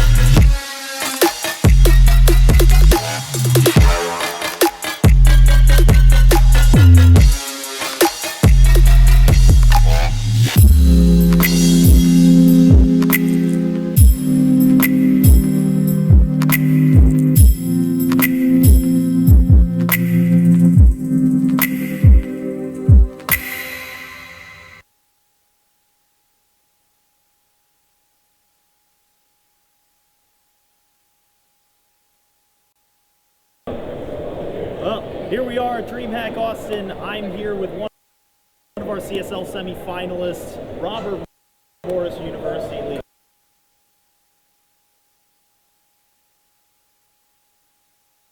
Legends team. Welcome, boys. How are we feeling? Let's introduce ourselves. Let's go around. Figure out who you are. My name is Sinatic. Don. I'm Mickey Mouse. Daniel/Nubsy.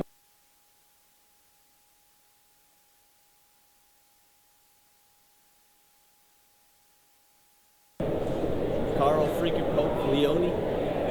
Thomas Turb Sickler. Alrighty, well, here you are.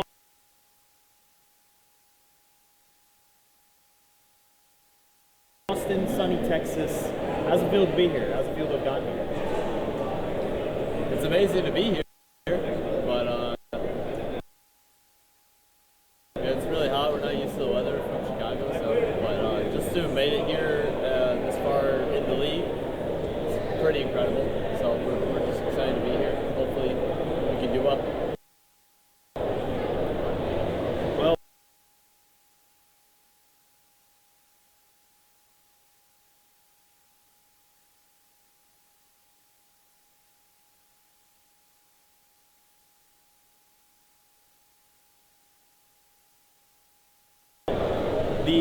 I guess the Robert Morris brand comes with a particular kind of association, right? You guys are the system, as it were. And you guys have done a great job of sort of protecting that reputation as you've gone through your CSL season. What sort of challenges does having the reputation that Robert Morris does pose to your team as you play games? Well, I don't really think there's a challenge. I think it more motivates me to play better because we have to hold up this expectation that we will play better because we have scholarships and our program is so big.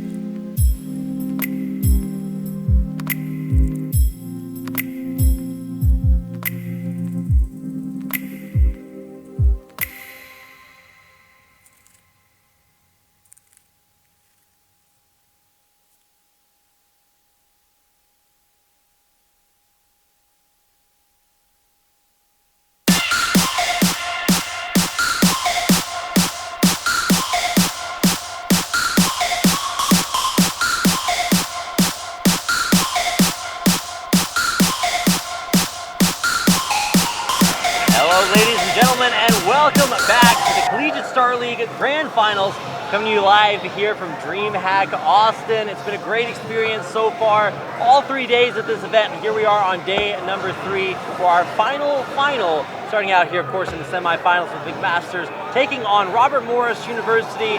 I'm Rapid, that's Fekez, and what did you think of game number 1, Fekez? That was kind of a shocker. I mean, McMaster, we've always known they've been good, but RMU has so much hype behind them because, again, I mention it all the time. I mention it, but I mention it all the time. They have an infrastructure. They have a training facility. They have what they need to succeed. But McMaster, they ran all over them last game. So one big thing I want to point out, Han Solo got his fizz banned out. A lot of people say he's a one-trick pony on the fizz. Apparently not. He's just flying on Nautilus too.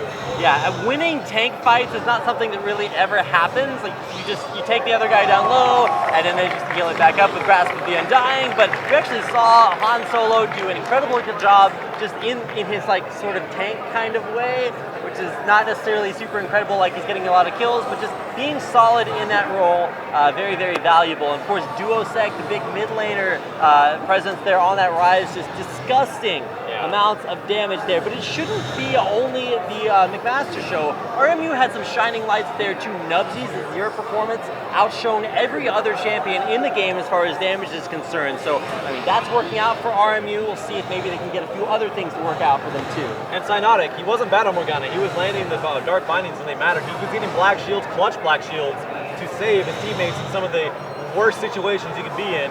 So, I mean, Cyanotic was also pulling some weight around too. He was doing fine, but Reconvoke cannot hesitate on that ult.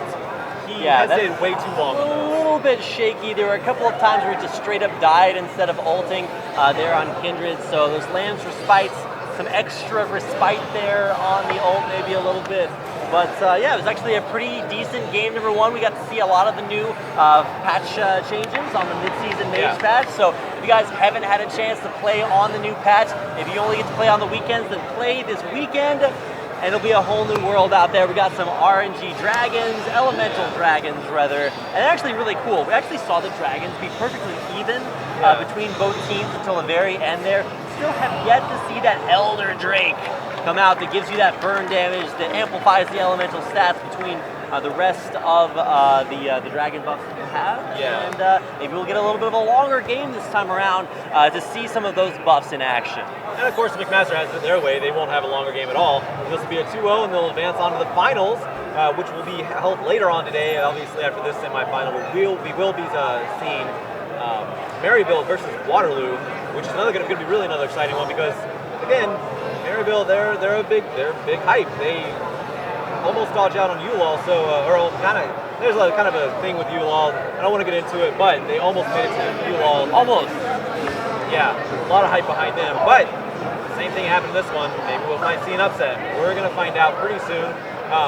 We can still, of course, there's plenty to talk about in that last game. Yeah, you said we got to see a lot of new items. Essentially, Duosec on Rise, we got to see him not run out of mana because of how the new mana system works between Rod of Ages and Seraph's Embrace. And Tear of the Goddess, Tear of the Goddess gives you back 15% of your mana cost expenditures. Seraph's Embrace gives you back 25% of everything that you spend. And if you buy it with Rod of Ages, every time you take damage, you get mana. But then every time you spend mana, you get health back. So you're getting mana coming back in, you're getting health coming back in, and there's just a whole lot of sustain between those two items. Because if you actually remember, Fekez, Duosec was actually having some problems there in that mid lane early on. He had to recall, teleport back, and then recall and walk back already, or just in the first like 10 minutes. So he was having some rough spots there early on in game one, and maybe that roughness will be something that you can expand on. Yeah, I mean, for game two. Improve on. I don't know what I was going for there. There's a word there. So close, much like Fekka. There's a lot of things going on in our heads from true. Pokken to Street Fighter to Hearthstone being over there. I mean, there's a lot of stuff. Man. We are in the middle of Dreamhack Austin. In case you guys are wondering where Dreamhack is being held, it's in Austin, Texas, at the Austin Convention Center. And if you guys have the opportunity to get down here, we got tons of stuff going on. Besides just a whole lot of esports, we've also got an Asus, our Republic of Gamers, set up here. Yeah. You can try some cool curved screens. Try some virtual reality. The Oculus Rift is here. It's actually incredible, so definitely get yourself down here to Austin, Texas if you can. Let's go ahead and get into picks and bans for game number 2. It'll be coming up here on your screen here in just a second.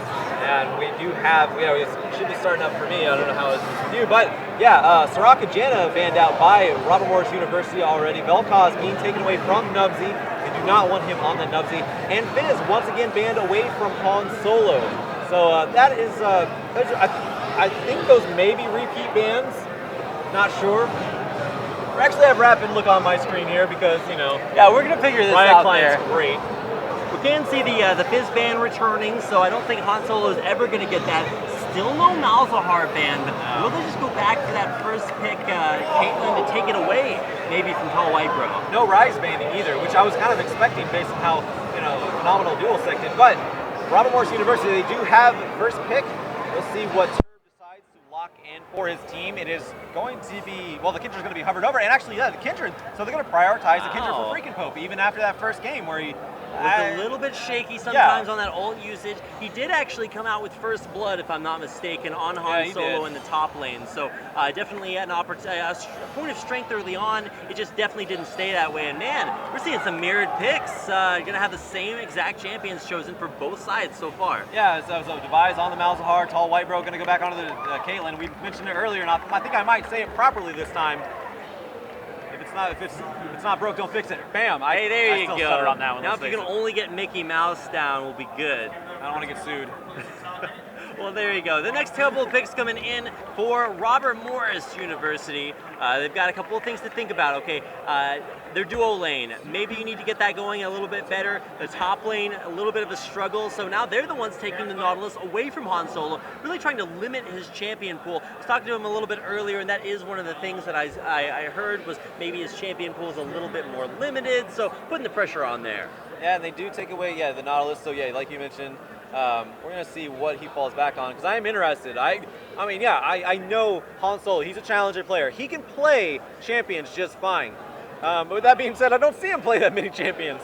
So it's going to be interesting. They actually may leave him up for last pick here. Echo is up. We just saw him hovered over. Draven, I don't think we'll be seeing a Draven considering we already have a Caitlyn here. But Janet Mechanics may be going on to the Nami once again. And yeah, actually going to lock that one in. And a Kassadin rather, for the mid lane. So that means the wave clear may be a hint of an issue in that mid lane. Maybe in the mid lane, but they can still make that up by picking a wave clear heavy top laner. Yeah. Not sure exactly. I want to see Ilawi. I haven't seen her too much in competitive play. She's really not super viable, but she does have some wave clear with all those tentacles and some big team fight potential there too, maybe. But the big Kassadin pick is because of the new item changes, the way that the Tear of the Goddess and the new Catalyst, well, I guess Catalyst isn't quite there anymore, but the way the new Rod of Ages synergizes with it, it just really keeps Kassadin. Once you get those 2 big item power spikes, you are golden. And for Duosec, who put out a ton of damage on Ryze in game number 1, we'll see what he can do on Kassadin here in game 2, because he's about to get counterpicked. Yeah, then that's a big thing too. So they are leaving their last pick up for Han Solo, to give himself a little bit of breathing room up in there, considering he got 2 of his best champions picked away. But we have a Zillion and a Jhin in the bot lane. Well, wait, no. That's a Zillion mid lane for Nubsy. Well, I mean, it could still be a Zillion support with a Morgana mid lane. Yeah, possibly, yeah. That's probably pretty rare, so we're expecting to see that Zillion mid, and versus Kassadin, that should be a pretty strong matchup for Nubsy. A lot of strong early game harass. You can limit maybe Kassadin's mobility with some double stuns, and Morgana also has a lot of movement limiting factors with her kit and her CC there too. It looks like a Graves is locked in. That would be more likely a Graves top lane. We'll see how everything turns out here. And that's the thing, like Malzahar, he can still go mid lane, guys. Don't shy away from that one. But yeah, that's gonna be a mid lane. Kassadin? A mid lane Kassadin? Wait a second. No, it's not 30 seconds to switch over. So on the other side, though, we do have Nubsy. Is that going to be Duosec's mid lane Graves, though? That's the question I got to ask. Is he known for that? To be fair, top lane Graves is what we're expecting here from Han Solo. It's a little bit more traditional, let's put it that way. But man, there's all kinds of craziness that could happen. This is a brand new patch 6.9. It's changed the way that we all play League of Legends, because you literally have to play it differently because some of the old items aren't there, some of the new items are there, and in pretty big ways. Now, if this stays the same, this is going to be Julian Leclerc on mid lane Graves. I don't know if Keen is out there watching. It's locked in. He's doing it, it's all right. Good. That's a Kassadin top lane for McMaster. They had it the whole time. So, okay. So that's going to be a Kassadin against a Nautilus. And I'll be honest, I'm not sure on that matchup. It's a little bit tricksy for me because it's been so long. I don't know too much about what to say about that. It used to be that Kassadin was a pretty good counter pick to top lane AP champions. You'd see Kassadin into like Rumble back in the day and into a lot of these AP picks like Nautilus, because you have that magic damage shield from your Q, so every time you void close out there, you're going to be able to take a little bit of magic damage without really feeling it. The problem with Kassadin nowadays is, though, that tanks are actually so dense as far as their defensive items and a lot of offense there too, that you really get out tanks really easily as Kassadin. So you want to play him into squishy mid lane matchups, and we might actually see some crazy lane swaps here to try to keep the solo lanes under control maybe a little bit more. There's some wacky things happening in this game for McMasters, and I don't know if RMU may be prepared for this. Yeah, that's the big thing too. It's an element of surprise that they obviously had planned here. Duosec, now he got to pick his counter pick in the mid lane against Nubsy, who's on Zillion, and that's a big thing. Zillion, of course, he's powerful, and now he can get I think the new items would actually benefit Zillion quite a bit. He can actually have a dash in addition to his almost endless, once he gets to level 18, almost endless supply of speed boosts. And even actually, I think, maintain speed boosts on 2 champions at a time. And he more than likely won't run out of mana either, which is a big fallback. Definitely. And he's going to be healing himself up with his mana expenditures. It gets a little bit crazy here in patch 6.9. But don't worry, we'll be here to run you down through all the changes. And of course, about a minute before we get into the game, we want to give a quick, sick shout out to our sponsors who have been pretty sick to us during this Dreamhack Austin experience. In case you guys are able to come down to the Dreamhack Austin Convention Center, the Austin Convention Center to Dreamhack, you want to come up to the 4th floor. We've got a huge ASUS booth up here. You can try out things like the Oculus Rift VR system. You can see some sick rigs that people have built up with all this cool ASUS gear. Play Rocket League, play yeah, Overwatch. exactly. Play a ton of cool games up here, and check out the live LAN finals. You can actually see RMU sitting over there, McMaster University sitting over there, and of course we've got Waterloo and Maryville University coming up in our second semifinal matchup, so you definitely don't want to miss that. And of course, last but not least, you can see it up here on the desk, Brain Gear, scientifically developed natural formula. It'll help keep your brain in gear with all the focus, clarity that you need. I'm pumped up on it right now, and it's keeping us in gear. Yeah. And hopefully we'll be keeping the teams there too. We want to thank them for their help and continued support here at the CSL. And of course, made possible by viewers like you, big fans of everybody else out there watching. Yeah. You guys are ready for game number 2, then type some Spammerino in Twitch chat for your favorite teams out there. We've got RMU, we've got McMaster University, who are up 1-0, one game away from making their way to the grand final. And of course, while we wait for the loading screen, you can also go over to braingear.gg, type in CSL Finals for a discount code, or as a discount code, and get some price off on that Brain Gear. It's worth it, trust me. That gets the last minute sellout. Got it. I love Brain Gear, whatever. I endorse It's what I actually like. pretty sick. Like, Yeah. It's got like 8,000% of your B12 vitamins, man. It's gonna pump you up. And here we go, getting Good to pumped go. up for game number 2 of our CSL semifinals. We've got Robert Morris University coming out of base on the blue, and of course fanning out across Summoner's Rift in the red. It's gonna be McMaster starting things out with a couple of different strategies here. We've got a grouped tri-brush, gank squad kind of This is moving what I like around to here on the see. bottom half. Will they be able to catch Tall White Bro off guard? Oh, he started. Oh, the Dark Binding landed. Now he's also maybe gets stunned up here. He's going to get quite a bit of damage put onto him. Flash blown and the heal popped. One auto attack away from death. Oh, hold on, Cyanotic. He's Oh, he's going ignited for it. him. He ignited the wrong target. He ignited no, mechanics. but he's still dead. He still binded him down. That's unfortunate. Okay, so there's some summoner spells down, but no deaths on the field yet. That's unfortunate. Man, that is highly unfortunate. And in fact, the Ignite would have been super strong because it actually would have denied a lot of that healing coming back if he had gotten it off earlier. Unlucky misclick there, and Jan Mechanics stays alive, able to head back to base. Let's go over a few of those summoner spell usages. Was a pretty strong, gank there, taking down Tall White Bro's heal and Flash, but at the same time, Cyanotic, now the vulnerable member of RMU, having missing his Flash and Ignite, so a little bit less aggression there in the bottom lane.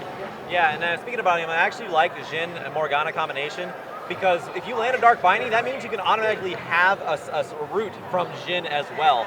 It's really easy to hit, and it can make them immobile for a little bit longer, get a little bit more damage out onto Tall White Bro if Cyanotic lands one of these bindings. And it could go vice versa here. Tormented Soil, of course, will trigger the ability to root from Jhin as well. So I do like that combination because you can have a double CC, and that's not something you get from ADCs that often. Yep, used to see it with like Jinx Thresh, where you'd play them into Flame Chompers. Kind of that same idea. But actually, let's take a look at the way that the lanes are working out right now. Currently waiting on that level 2 advantage to pop down there for the duos. You can already see Janna, Mechanics, and Tall White Bro chilling up there. They will hit that level 2 first and have complete control of that bottom lane. Top lane, man, also pretty weird. We've got those lane swaps to talk about. I expected to cast it in mid lane. That's actually going top. Maybe kind of turning around that counter pick aspect of the early pick and ban phase. Yeah, that's definitely an interesting one. And I'm still not sure how that works out in Han Solo's favor. He's really good with Fizz. Kassadin, he's similar to a Fizz as far as mobility. Getting in, getting out. I mean, it's a little harder to get out with a Kassadin because of his cooldown of Rift Walk. But one of the things that the items do grant to him now, a lot of cooldown reduction. So we might not be seeing that as a problem. That's true. We'll probably see an Abyssal Scepter on Kassadin. Not quite as strong as it used to be, but it does give a bunch more stats. I built the Abyssal Scepter itemization, and I was like, wait, why can't I buy this item now? I know, yeah, It's right. Like, oh, wait, it gives you CDR now, a pretty good stat on new Kassadin. Used to go like Ionian Boots of Lucidity, but now you do not. You'll actually notice some pretty interesting runes here, or masteries rather, from Han Solo. You actually went Grasp of the Undying as well, but there's that double CC you were talking about, Pekka. Yeah, of course, Janet Mechanics going to cancel it out with the Ebb and Flow. Meanwhile, we have an invade from Devise, bullying out Freaking Pope, knowing where he was going to go. So that's a nice ward from Duosec, by the way, in the mid lane on the Rays, or the Raptors, I should say, scouting out where Freaking Pope was. So nice awareness by Devise and Duosec. All right, well, we did have this very similar first picks so far in the pick and ban phase, so things look very similar starting out. But man, look at Han Solo. He out-traded him just by auto-attacking. Took down his shield even still, turns down to 100 HP, and he's going to have to head back to base and burn that teleport early. So yeah, McMaster already showing that they're trying to be aggressive and dominant. Going to play up to these surprise picks, surprise lanes, I should say, with the Duosec in the mid lane. Haven't seen too much of him yet, but he is shoving Nubsy underneath his turret pretty effectively. And it's easy to dodge bombs with a Graves because he does have quick draw to dodge around with and dash out of the range of the bomb. So I don't know. I actually kind of like that matchup. It's going to be up to Freaking Pope to determine how that lane goes, I believe. And you'll actually, another cool thing about the Graves matchup, you can actually go Hex Drinker first, and that really means, oh no, you got hit by a bomb. Who actually cares? You can actually even go Death's Dance first. It's a really common item on laning Graves players. Top lane, mid lane now. The only other pro player that I know of that really plays a lot of mid lane Graves is Keen, the current Apex mid laner, former Gravity mid laner. Yeah. He actually used to play a lot of wacky champions mid, like Urgot, some crazy stuff like that. He also played like Hecarim, didn't he? Yeah, that is true. Yeah. So some pretty weird stuff going on. And speaking of stuff going on, we do have a dragon being started. It is that Ocean Drake, first dragon that we saw in games number 1. Now back here in game number 2. Game 1, it actually went to RMU. This time around, the first dragon will actually go over to our friends at McMaster's. There's double CC on Janet Mechanics again. Yeah, it's beautiful, but they don't have anything to follow it up. Tall White Bro, hold on, we have a gank in the middle lane, or top lane, I should say. Han Solo being brought back in. Can Freaking Pope secure the first blood again? He does, just like game number 1. So that is an advantage over to RMU. Maybe this time they can keep it around. Nice gank in the top lane by Freaking Pope. And the more things change, the more they stay the same. And I was maybe a little bit worried about that Kindred pick once again after a little bit of shakiness. But hey, comes back, does exactly the same thing. So still putting up those big scores there here in game number 2. Yeah, so looks like we do have not much. So Tall White Bro, he had his summoners blown in the very first minute of the game, but he has still been very aggressive. And for good reason. Nice black shield by Sonata, going to dodge out that, or deny that Aqua Prison, I should say. But Tall White Bro still keeping up in farm, despite the summoner disadvantage. Not needing it, dodging out on Cynotic's Dark Bindings. Janet Mechanics been taking the brunt of those, and she's been healing it back up with Ebb and Flow. So, man, the laning phase of McMaster, just the pure one-on-one mechanics, so good. But another gank in the top lane. This time, Rift Walk is available. It's going to be a little bit harder to gank Han Solo now. Yeah, I don't know if that's necessarily a gank. It's more just like him sitting up in the top lane. Yeah, right. Saying, look, man, I'm going to be here. But thanks to hitting level 6, Han Solo will be a little bit more difficult. Try it again. Third time's the charm, man. All right, love for Han Solo up there. Yeah, this is not one of those try once, to try again kind of things. You're going against a Kassadin trying to gank him with no way. You have to. I don't know. I wouldn't even focus that lane anymore. It may look like Han Solo has only died once, but he's actually died twice if you count the movie. Nobody knows that yet. Oh yeah, that's right. Nobody's actually seen the new Star Wars. Yeah, right. Darn it! That one time I forget that spoiler alert. Hold on though. Speaking of Han Solo, he's not going to die a second time on the Rift, I should say. But it looks like there's a flash in. Freaking Pope's going for it. Yeah, actually Rift Walk is going to be up pretty soon. He's going to be able to do that. One more auto attack. Is he drawing him underneath the turret? Hold on. Lamb's Respite is up. Why is Han Solo not Rift Walking? He's actually going to draw out the Lamb's Respite. I expect him to go back in now. He could probably burst him down. There it is. He's going in. Misses the Rift Walk, but still gets the auto attack. Freaking Pope goes down Han Solo. My God. Good job, bro. I love that realization that we both had when he's not rift walking Yeah, I away. know. You're like, oh man, he's turning that around. And freaking Pope, very similarly to Wade game number 1, he gets that first kill, and now all Sonic in a little bit of a rough spot. He has the black shield on, but is it going to be enough? Duosec there, no, just shotgun blast him in the back, and he's going down. 2 kills for McMaster. And even Devise was there. If Duosec wasn't able to pick up that kill, Man. Devise would have been able to get that. And oh my gosh, this game already starting to look very similar to game number 1. Yeah, that was I mean, I cannot get over that outplay in the top lane by Han Solo. Very nicely played. He even missed the damage on his rift block, I believe. So he just outright damaged him and out-damaged him and outplayed him. That was fantastic by Han Solo. But teleport is down for Han Solo. Turb does have the teleport advantage, so may be able to get something out the bot lane. But it looks like McMaster going to clear out. Well, actually, they're going to walk past the pink ward right now, but I assume that they're going to clear that out pretty soon. And that'll be that's Turb's only way to really teleport down there. So it looks like the teleport from top to bot may not be happening for Robert Morris University at this moment. I actually want to see if this is that AD Malzahar start that we're going for in game 1. Oh, yeah. Devise actually is going to be going the AD route, but he also picked up very, very early swiftness boots. Yeah. So now that we are on patch 6.9, you can't buy boot enchantments anymore. So usually, before you could buy any boots you wanted and then get an Alacrity enchantment, and you'd be pretty fast. But now, if you do want to move faster than normal, you're going to have to go swiftness boots or boots of mobility, but we really don't see too many of those anymore. No.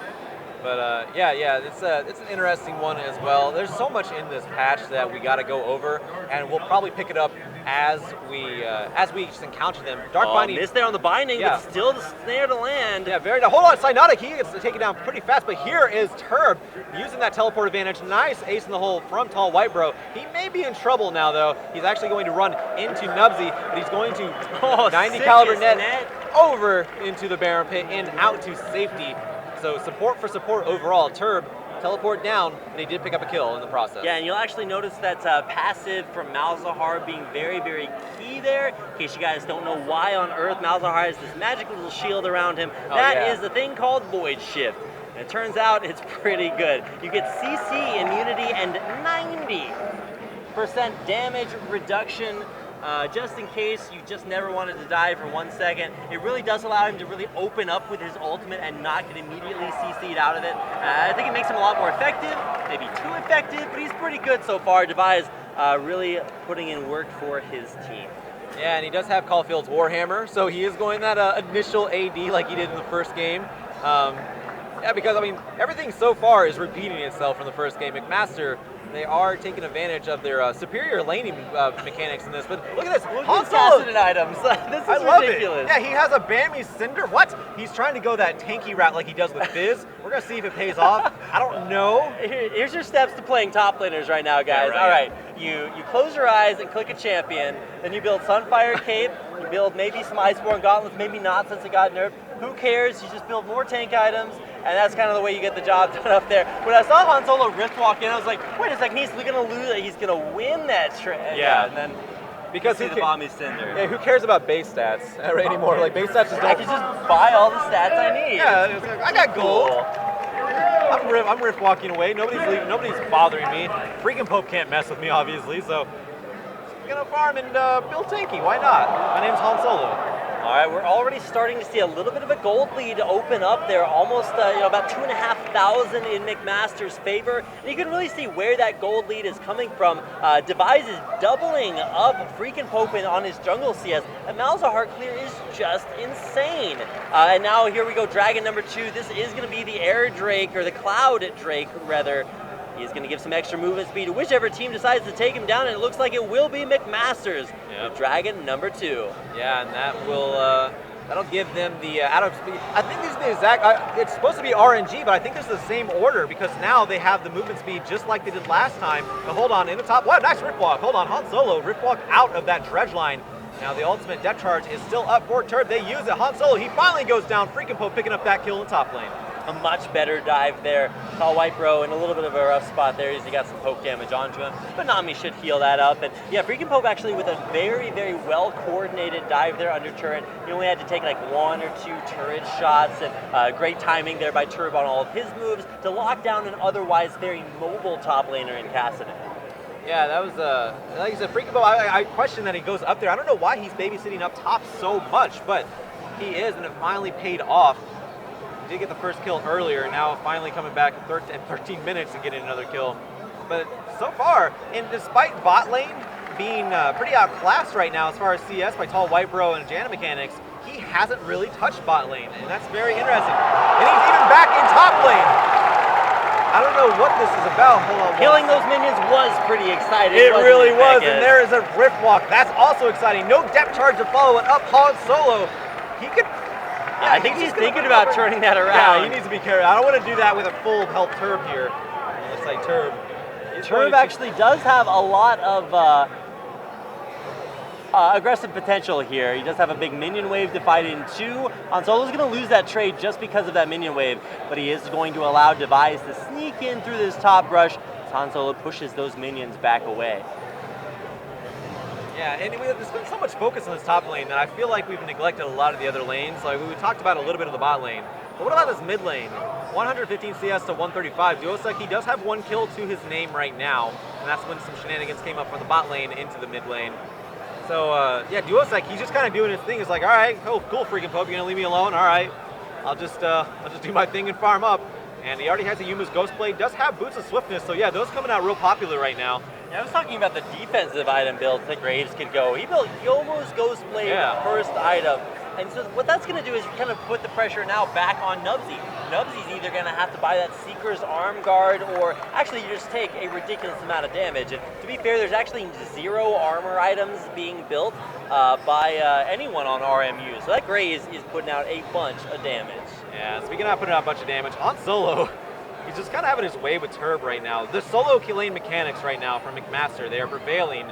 And the kill score is even, 3-3 right now, but the gold lead heavily in favor, for this point in the game, in favor of McMaster. But Device, hanging out in the bot lane, haven't seen much presence from him, honestly. He's been trying to, like, make his presence felt a little bit. He tried to make his presence felt once, really, but, you know. He's kind of playing that PvE style. He is monstering up the jungle. Yeah. He's got a 40 CS lead over his jungle opponent, and that is just pretty incredible. 30 CS lead. Yeah. Let me check my Oh, math here we there go. Hold on. for a Oh, second. no! It was canceled! No. Black Shield! Cynotic, you Black beast! Shield. Wow, perfect timing there. Oh my And Cynotic, he has he had a little bit of a rough start there with igniting the wrong champion, but man, definitely making up for it there with a perfectly timed Black Shield. Hey, look who's in the top lane again.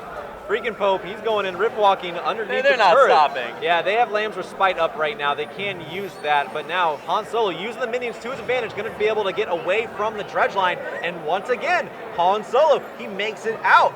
Why are you staying up there, bro? I don't understand. You gotta it. get some work done elsewhere on the map. Dragons, Rift Herald. Rift Herald actually, yeah, keep in mind, it's a big deal. You Right. get that buff for 20 minutes. And you've noticed that like Freaking Pope is helping out Turb a lot. Oh. So, oh no, here we go. The silence does land, but a nice preemptive speed up there keeps Nubsy alive. Yeah, he didn't have the nether grass to really lock him down there. Device, it's going to be clear now. They're just going to pick up this mid lane turret. So second turret of the game going down as that rotation to the bot lane earlier. Device is able to help pick up that bot lane turret first, but now they're going to be able to meet Freaking Pope. Device like, that's my Rift Scuttler. I'm going to take that. Freaking Pope, he's on the run. Nethergrass is almost up, but they're just going to back off. The Rift Herald, it's been up. They know it hasn't been taken this entire time, despite Freaking Pope camping up there. And it looks like McMaster is going to be able to start the Rift Herald. All right, top lane, Han Solo. Now his turn to go back in. He's the one with help coming his way. Oh, the tidal wave just barely missed. Yeah, tidal wave just kind of casually being dodged by Turb. Just a tidal wave here, Yeah, no yeah. big deal. Like, Tidal wave's usually pretty good against buildings. Well, I mean, Turb is a deep sea diver. He is true, Nautilus. yeah. He's playing deep sea Cassidon as well. Yeah. So it all works out. Hold on, Cynotic, no Black Shield this time. He gets blown up. No, actually, hold on. The Nubsy going to be able to revive him, but for how long? He actually almost gets got out. the Kindred And now, off. Lamb's Respite, he still goes down. Tall White Bro finally picking that one up. After 3 lives, Synodic goes down once, finally. There's actually a composition very reminiscent of, I think, a comp that SKT ran in their LCK Grand Finals, where or it might have been the Rockets Tigers. They just had this never die composition for RMU. So you've got the Kindred, you've got the Zillion, and then you've got some support that's pretty helpful at keeping things alive, like Morgana is with that Black Shield, but not enough life-giving powers to keep her alive there. That's going to be that Rift Herald buff finally taken down here just a couple minutes before it would have despawned on the map. So definitely getting that power and putting it there in the hands of, I didn't actually catch who picked that up. I want to say it was Han Solo. Yeah, I actually did not pick that one up either. But the big point of that one is if the game number 2 goes the same way as game number 1, he's going to have that buff still on him before this game ends. So it was actually a nice strategy to take that one up that late in the game, because now it's going to be on him for almost to the 40-minute mark, which is pretty huge. Oh, but we got a teleport coming in here down to the Dragon area. Hold on. Yeah, it's not going to do too much, though. Okay, that was like the most anticlimactic teleport ever. I was like setting you up for this big Dragon team fight. And Army's like, no, we ain't going for it. But Cloud Drake, number 2 available, smoked down. Actually, I don't think the Smite killed it, but Alzar still gets the kill credit, and that is going to make a very, very fast McMaster. Yeah, outside of combat speed, we'll keep that in mind. And it looks like Duosec, he is going to be dangerously down. low. He's actually going to stay alive, but meanwhile, he does take down Cyanotic. Freaking Pope CC'd back in the back lines. He did not have Lamb's Respite. Double kill for Duosec. He's going off just like he did in game number 1 now. Right, and Freaking Pope actually didn't even have his Lamb's Respite ult back up again. You pretty much just assume Kindred's always going to have that because it is a relatively short cooldown. But it's actually not that short at all. It's got about 2 minutes that you do have to wait for that to go come back up. And now Duosec, like you mentioned, that armor penetration earlier effect is helping take down these turrets so quickly. 6-3, and McMaster is looking to make this a 2-0, which would definitely be an upset in a lot of people's predictions. RMU, a lot of hype behind these guys, came in 2nd place in the ULOL Campus Series finals, and just really strong all season long. So kind of impressive to see McMaster's really bringing it out at this LAN finals at Dreamhack Austin. Yeah, one of the biggest reasons why I also figured that RMU would be a little bit more of a challenge right now is because like I said, whenever McMaster took on Carnegie Mellon, they had no objective presence whatsoever, but they had these colossal team fights. It looks like they took care of the former and just improved on the latter. Going to be able to, here comes Curtain Call. I love Curtain Call. Yeah, the screen does not zoom out for me, but is not able to pick off anybody on that one. No blinking health bars on the side of McMaster. And meanwhile, Han Solo, he's just been pushing by himself. Oh, nice binding though onto Duosec. Duosec may go down here. Will they be able to take him out? Yeah, Nubsy actually picks him up. Lamb's Respite cast. Why was that cast? He was expecting the burst damage. Okay, Duosec died without ulting. Yeah. So if that collateral damage had come through, Freaking Pope might have died. He almost saved Duosec. Well, it's kind of the reaction to last game where he didn't ult a couple of times where he did die. So definitely learning his lesson, but at what cost, you know? Yeah, no, that's definitely true. But they did get Duosec, and they also got the mid lane turret. So the cost is I guess the reward for that is there still. If they can disengage from this, not let McMaster engage back on him. Nice start finding. Solo's looking for a flank, but instead he might actually get caught out. Oh, the route from Mikey Mouse actually misses here, and Han Solo may go down for his troubles. He does. Freaking Pope picking up that kill. Nice pickups by RMU. They're getting their kinks worked out here, 5-6 in terms of kills, but they are still down 5K in gold. Yeah, that gold difference makes a difference, and currently that difference really comes in objectives. The 2-tower advantage there for McMaster. They are still having some problems getting their kinks worked out as far as team fighting, and really I guess that's one of the keys to victory here for RMU. They've just got to keep making these little picks, slow the game down, get themselves back into a good spot, and just keep punishing some of this questionable positioning. McMaster's a little bit uncoordinated there on the chip to the mid lane for Han Solo. Yeah, we'll see if RMU can use that advantage to try to claw themselves back into this. It's not completely out of control right now. They do have some pretty decently scaling champions, of course, Kindred and Jhin, both very powerful. You do have a lot of AoE with Nubsy's Zillion and, of course, Cyanotic's Soul Shackles, and Turb always being that trusty front line. He still hasn't died this game. He's been able to not farm very well, but that's the good thing about Nautilus. His build is not that expensive. All right, just kind of taking a little bit of a chill pill. Yeah. Duo down to the duo, or to the bottom lane rather, following there with duo sec, and trying to put that 2v1 pressure onto Turb. He should be pretty good at defending that turret, just clearing out the wave. Look at maybe taking a little bit too much damage there. They might go for the dive. Yeah, they're going to dive this one, but Nubsy's there to try to help them out. Now, Double stun, but Turb, he's not going to go down yet. Duosec actually being brought down himself. Oh my god, that turnaround. Yeah, nice ult from Nubsy, keeping Turb alive, and now Han Solo, he is in trouble. Oh, the drag grab line! Oh my god, around the corner and into Han Solo. He's going to go down. Nubsy, 3-0-0 right now, saving his partner's life and taking the kill. But meanwhile, in the top lane, there is the Nether Grasp onto Freaking Pope. Not enough AP to make it count. And now they're going to try to turn it around. Device able to take out Mikey Mouse, though. And that's a double kill in the end for Device. But Freaking Pope does finally fall. So overall, it is a 3-for-2, but in favor of RMU. That turnaround in the bottom half of the map was absolutely crucial for RMU to stay in this game, to keep themselves in this game.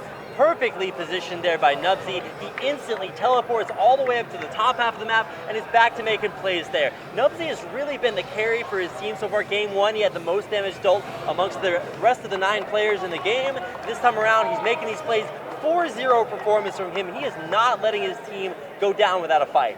No, it's been pretty impressive so far. I've seen RMU just kind of claw in there. Yeah, Nubsy, he might be the key to this whole RMU team right now, keeping somebody alive. Lambs or Spike, keeping somebody alive. That's what they want to do. And so far, it's mostly working out for them. Now look at Han Solo though. Han Solo, he drew a lot of attention to that top lane from Freaking Pope. But in the end, he's still 1-4-1. He's not where he wants to be. And based on how much pressure he was getting, and he does have a lot of farm, I feel like that might be a little bit of a loss for him. That is true. Maybe a little bit of, hey, why are you getting that many ganks? It's very frustrating as a top laner when you just get ganked over and over again. I like to call that like the NASCAR gank, where the jungler keeps going around in a circle, just doing laps in the top lane, ganking him over and over again. And it is effective at just pushing this guy into the ground. He's playing a Kassadin with tank items, and it's a little bit weird. So RMU really punishing that somewhat strange niche pick and really making that Kassadin pretty useless right now. We're going to see a pick here onto Device. Yeah, nice lockdown onto Device. They are going to absolutely destroy him. Turb picking up that kill. And that is one thing that RMU really doesn't have to worry about right now. The AP builds, the magic damage coming out from McMaster, it's all off AP. Like Device, he built AD first. He has an Abyssal Scepter, or not Abyssal Scepter, a Riley's Crystal Scepter, I should say. It's not that big of an item for AP. And then you have Han Solo here getting caught out. Yeah, getting picked. He doesn't have enough power to really solo anybody because he's building tanky. Nice Lamb's fight. Gonna keep Freaking Pope alive, or Freaking Pope, I should say, alive. Cyanotic. Curtain call. Yeah, very nice curtain call. Cyanotic picking up that kill. And a nice timing on the ultimate from Nubsy, keeping Cyanotic alive. Turb finally does fall, but it is a 1-for-3 in favor of McMaster, or in favor of RMU University. I'm sorry about that. And now they are going to take the bot lane turret. They are evening this game up slowly but surely. RMU now 11-9 for the first time this game up. Okay, second time they got first blood. Right. Yeah. It's been a while since we have seen them now still behind in gold and objectives, but they are making their way back. They've finally been able to pick up a dragon. It was the Ocean Drake, so they're going to get that regeneration. They are still down that Cloud Drake, which gives a little bit more movement speed. And actually 2 Cloud Drakes taken there by McMaster. So it's still a little bit uneven on objectives, but those kills are starting to come in. You're starting to get some gold for those big items, and you can already see that Freaking Pope, we've had some criticisms for him, but he is doing very well as far as the item department's concerned. He's not going hybrid items. He is just going straight for that attack speed, percent health damage. He's actually going to scale up pretty well as this game goes on. Yeah, and he does have the Hex Shrinker as well, which, like I said, the off AP builds from McMaster, that Hex Shrinker is just going to be that more effective because the shield is going to be able to absorb a lot more punishment over a given amount of time, considering there's no burst coming out from Han Solo here. You typically see a Lich Bane, something of the sort on a Kassadin to get in, assassinate, and then get out, but no, he wants to get in there, Riftwalk, and just be a giant troll the entire game. And and not saying a troll as in a bad thing either. No, this is a very legit build that he is doing in his own way, let's face it. But it has merit to it, and it's something that his team needs. And I don't know if you saw that new Trundle splash art. Beckez, which but one? Yeah, which it is not a bad thing to be a troll anymore, man. Oh, that yeah, guy right, yeah. is looking good. If I had Trundle abs, I think I'd be okay. I'm almost there. I just, have played one too many games of League of Legends, so as soon as I get back out there, then yeah, we'll be good. But a little bit of a stall here in this game is McMasters have kind of floundered. You can really tell that RMU is just pulling out all of the stops. They're doing the utmost, finding these picks, making these plays in the side lanes. Nubsy now has his teleport back up. Turb's TP, all TPs actually in this game, back available. So we're going to see some crazy participation in this next upcoming fight. Should wait to see solo laners back in their solo lanes, maybe going for some split pushing and then pressuring objectives with the 3-man mid on both teams. It's kind of the way the games go now. Just waiting for players to get back into their lanes. Yeah, kind of a slow pace here. But you're talking about how RMU, they're actually able to stall out McMaster, and this is what the infrastructure is for. This is what you do during in between games where you lose. You rethink your your strategies. You pick out what McMaster, because all the members of Robert Morris University, they're watching. They're watching for Robert Morris University, studying, going into the next game, knowing that, hey, these guys did this, or they preferred to take this sort of objective at this time, things like that. And that's what the in-between strategy is about during these breaks. And it's so far it's helping out Robert Morris University. Looked a little, definitely. Yeah, looked a little hazy at first, but they're able to bring it in this mid-game, calm down, get control.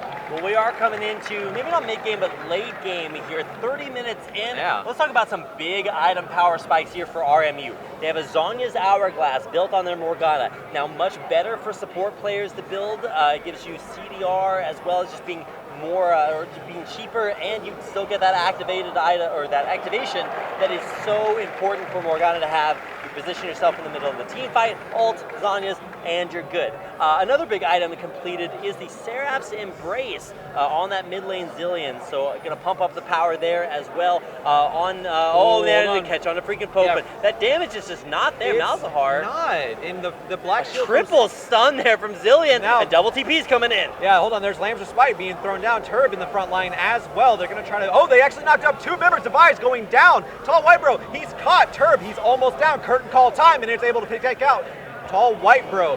And now Duosec from the side dishing out as much damage as possible. Everybody's ultimate from RMU is down, so there's no get out jail free cards. But Turb with the flash over, he's still full health. He goes back. Oh my god, the catch. Duosec, he's caught, he's dead. Mikey Mouse picking up that kill, 2-1-8 now on him, and 6-0-4 on Nubsy.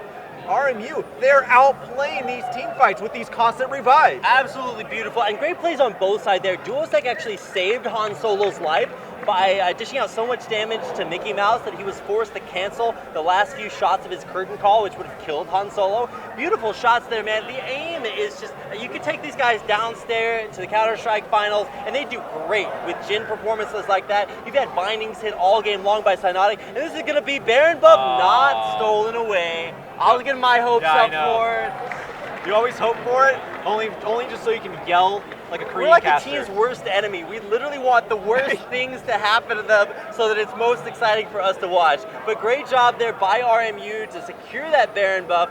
And man, they are coming out in a big way here. Game 2 backs up against the wall. We saw McMaster actually, kind of devastate them game number 1. Wasn't really very competitive towards the end, and now things are getting a little bit dangerous.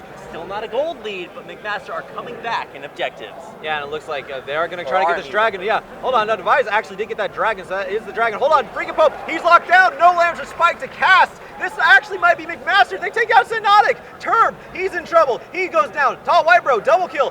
What just happened, McMaster? They just caught out. Actually, I feel like RMU caught themselves out. Is that game? I don't think, no, that can't be game. Oh my gosh. It's actually going to be pretty close. There's 40 second death timers. They lowered the death timers about this time as well. Right, so around the 30-minute mark, you're on average going to be dead a little bit less. I wish that were true for me when I played games, but it's actually really impressive to see this, and actually incredible to see turnarounds on both sides. We've got McMaster now powering down the mid lane, but they don't have minions with them. And that means that it's going to take a little bit longer for them to reach these turrets. So it's not going to be game by any means now, but definitely have to play it carefully. Yeah, they're going to try to force this one out. Nubsy, he has the ultimate Duosec, forcing them back, and they do take the mid lane inhibitor turret. They're going to play it safe. They are not going to overstay their welcome. They're going to back off here. But man, that is there's 3 Barons down, 3 Barons off of RMU. Incredible catch by McMaster, able to.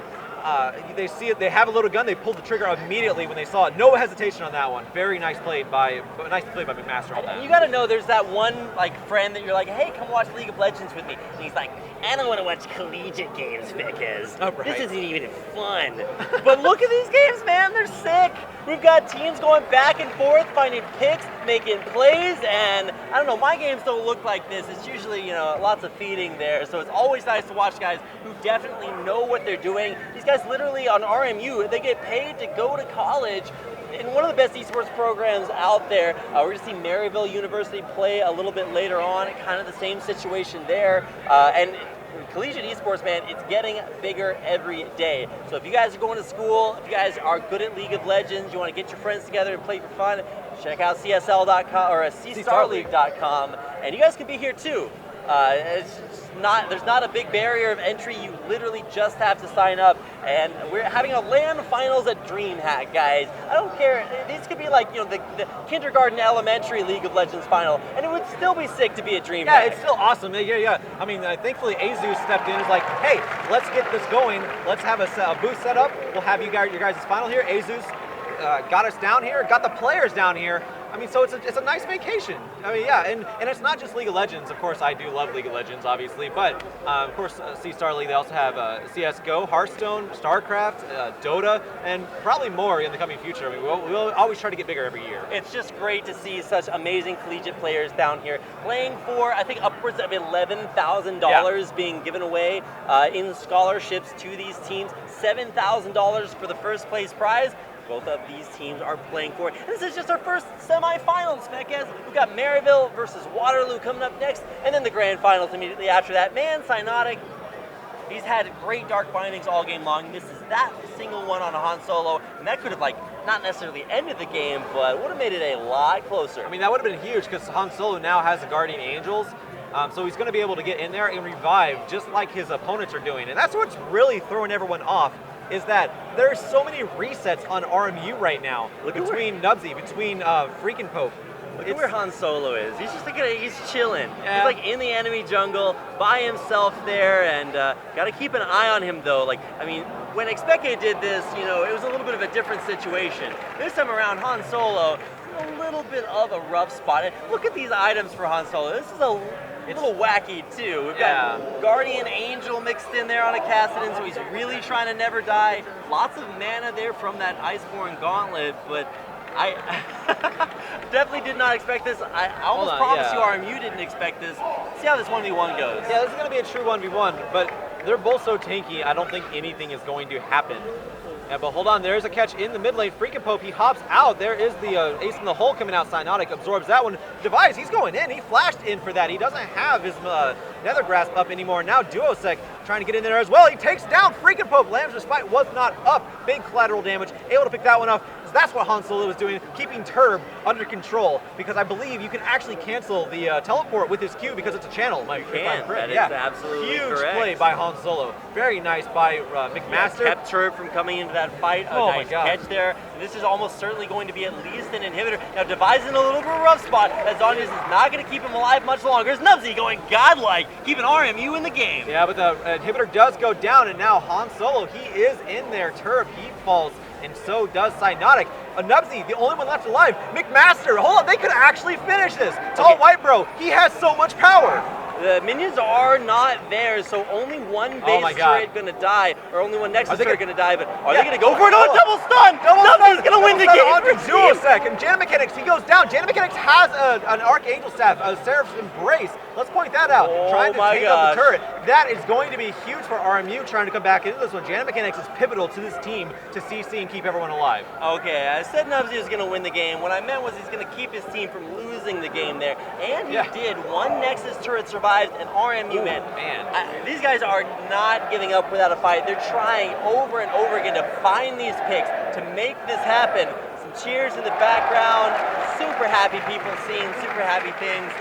It's good to be a part of esports right here, and if you guys want to be a part of esports as well. Come down to Austin, Texas, Austin Convention Center, Dreamhack Austin. It's awesome, and we hope we will be providing more awesomeness for you guys over the course of this game. Nubsy, he has been the carry for his team time and time again. Take it pretty low. Ace in the hole actually doesn't kill him just yet. It actually doesn't even force out his ult. So No, it doesn't. That's bro. He's recalling on a ward though, so he's going to be spotted out there. Is this the Elder Drake? Is that what that one is? This is in fact the Elder Drake. That's the first time I've seen him. It is actually huge. This thing is massive and gonna go down.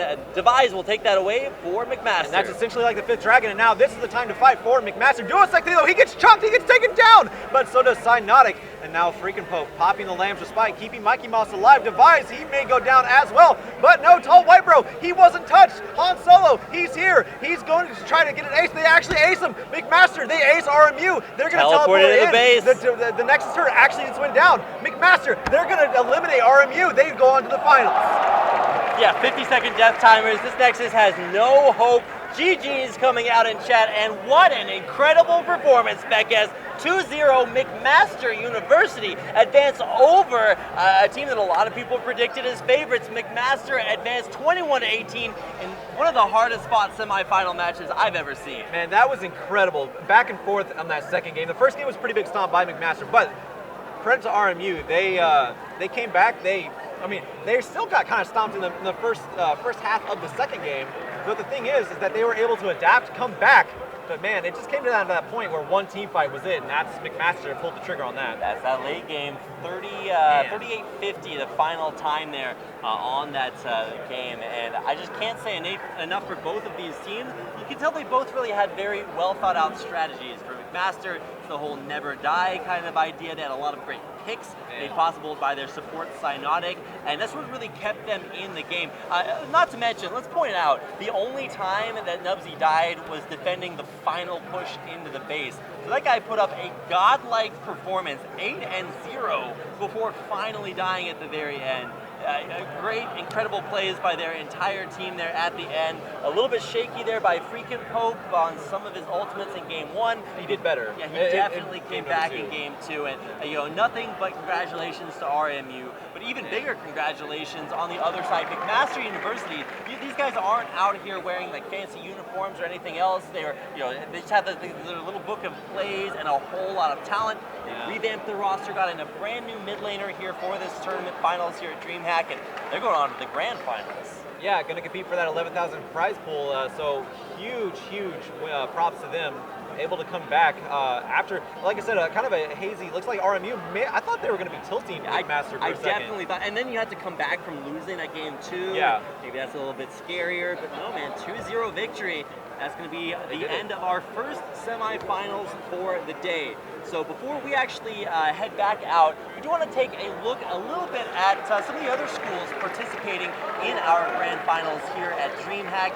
So we're going to go ahead and take a short break, learn a little bit about more of these schools thanks to our excellent video content crew. So big shout out to them. Shout out to you guys for watching, and we'll be right back with our second semifinal.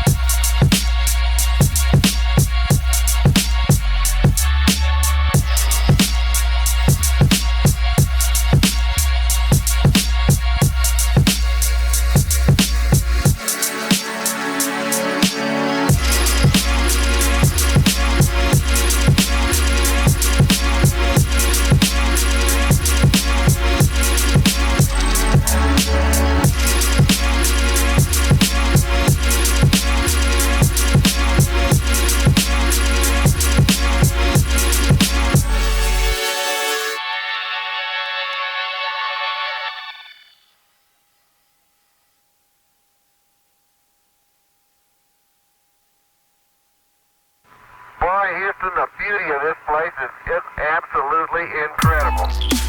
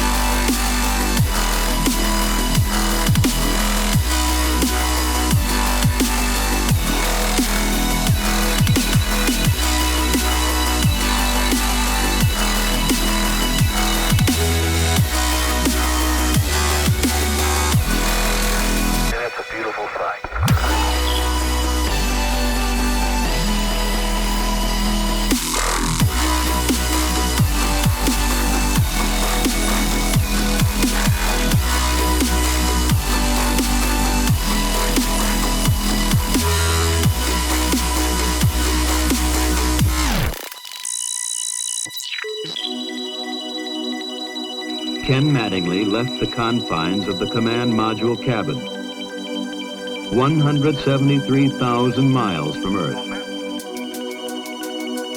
As he orbited the moon, he had not only made visual observations, he had been operating a complex series of experiments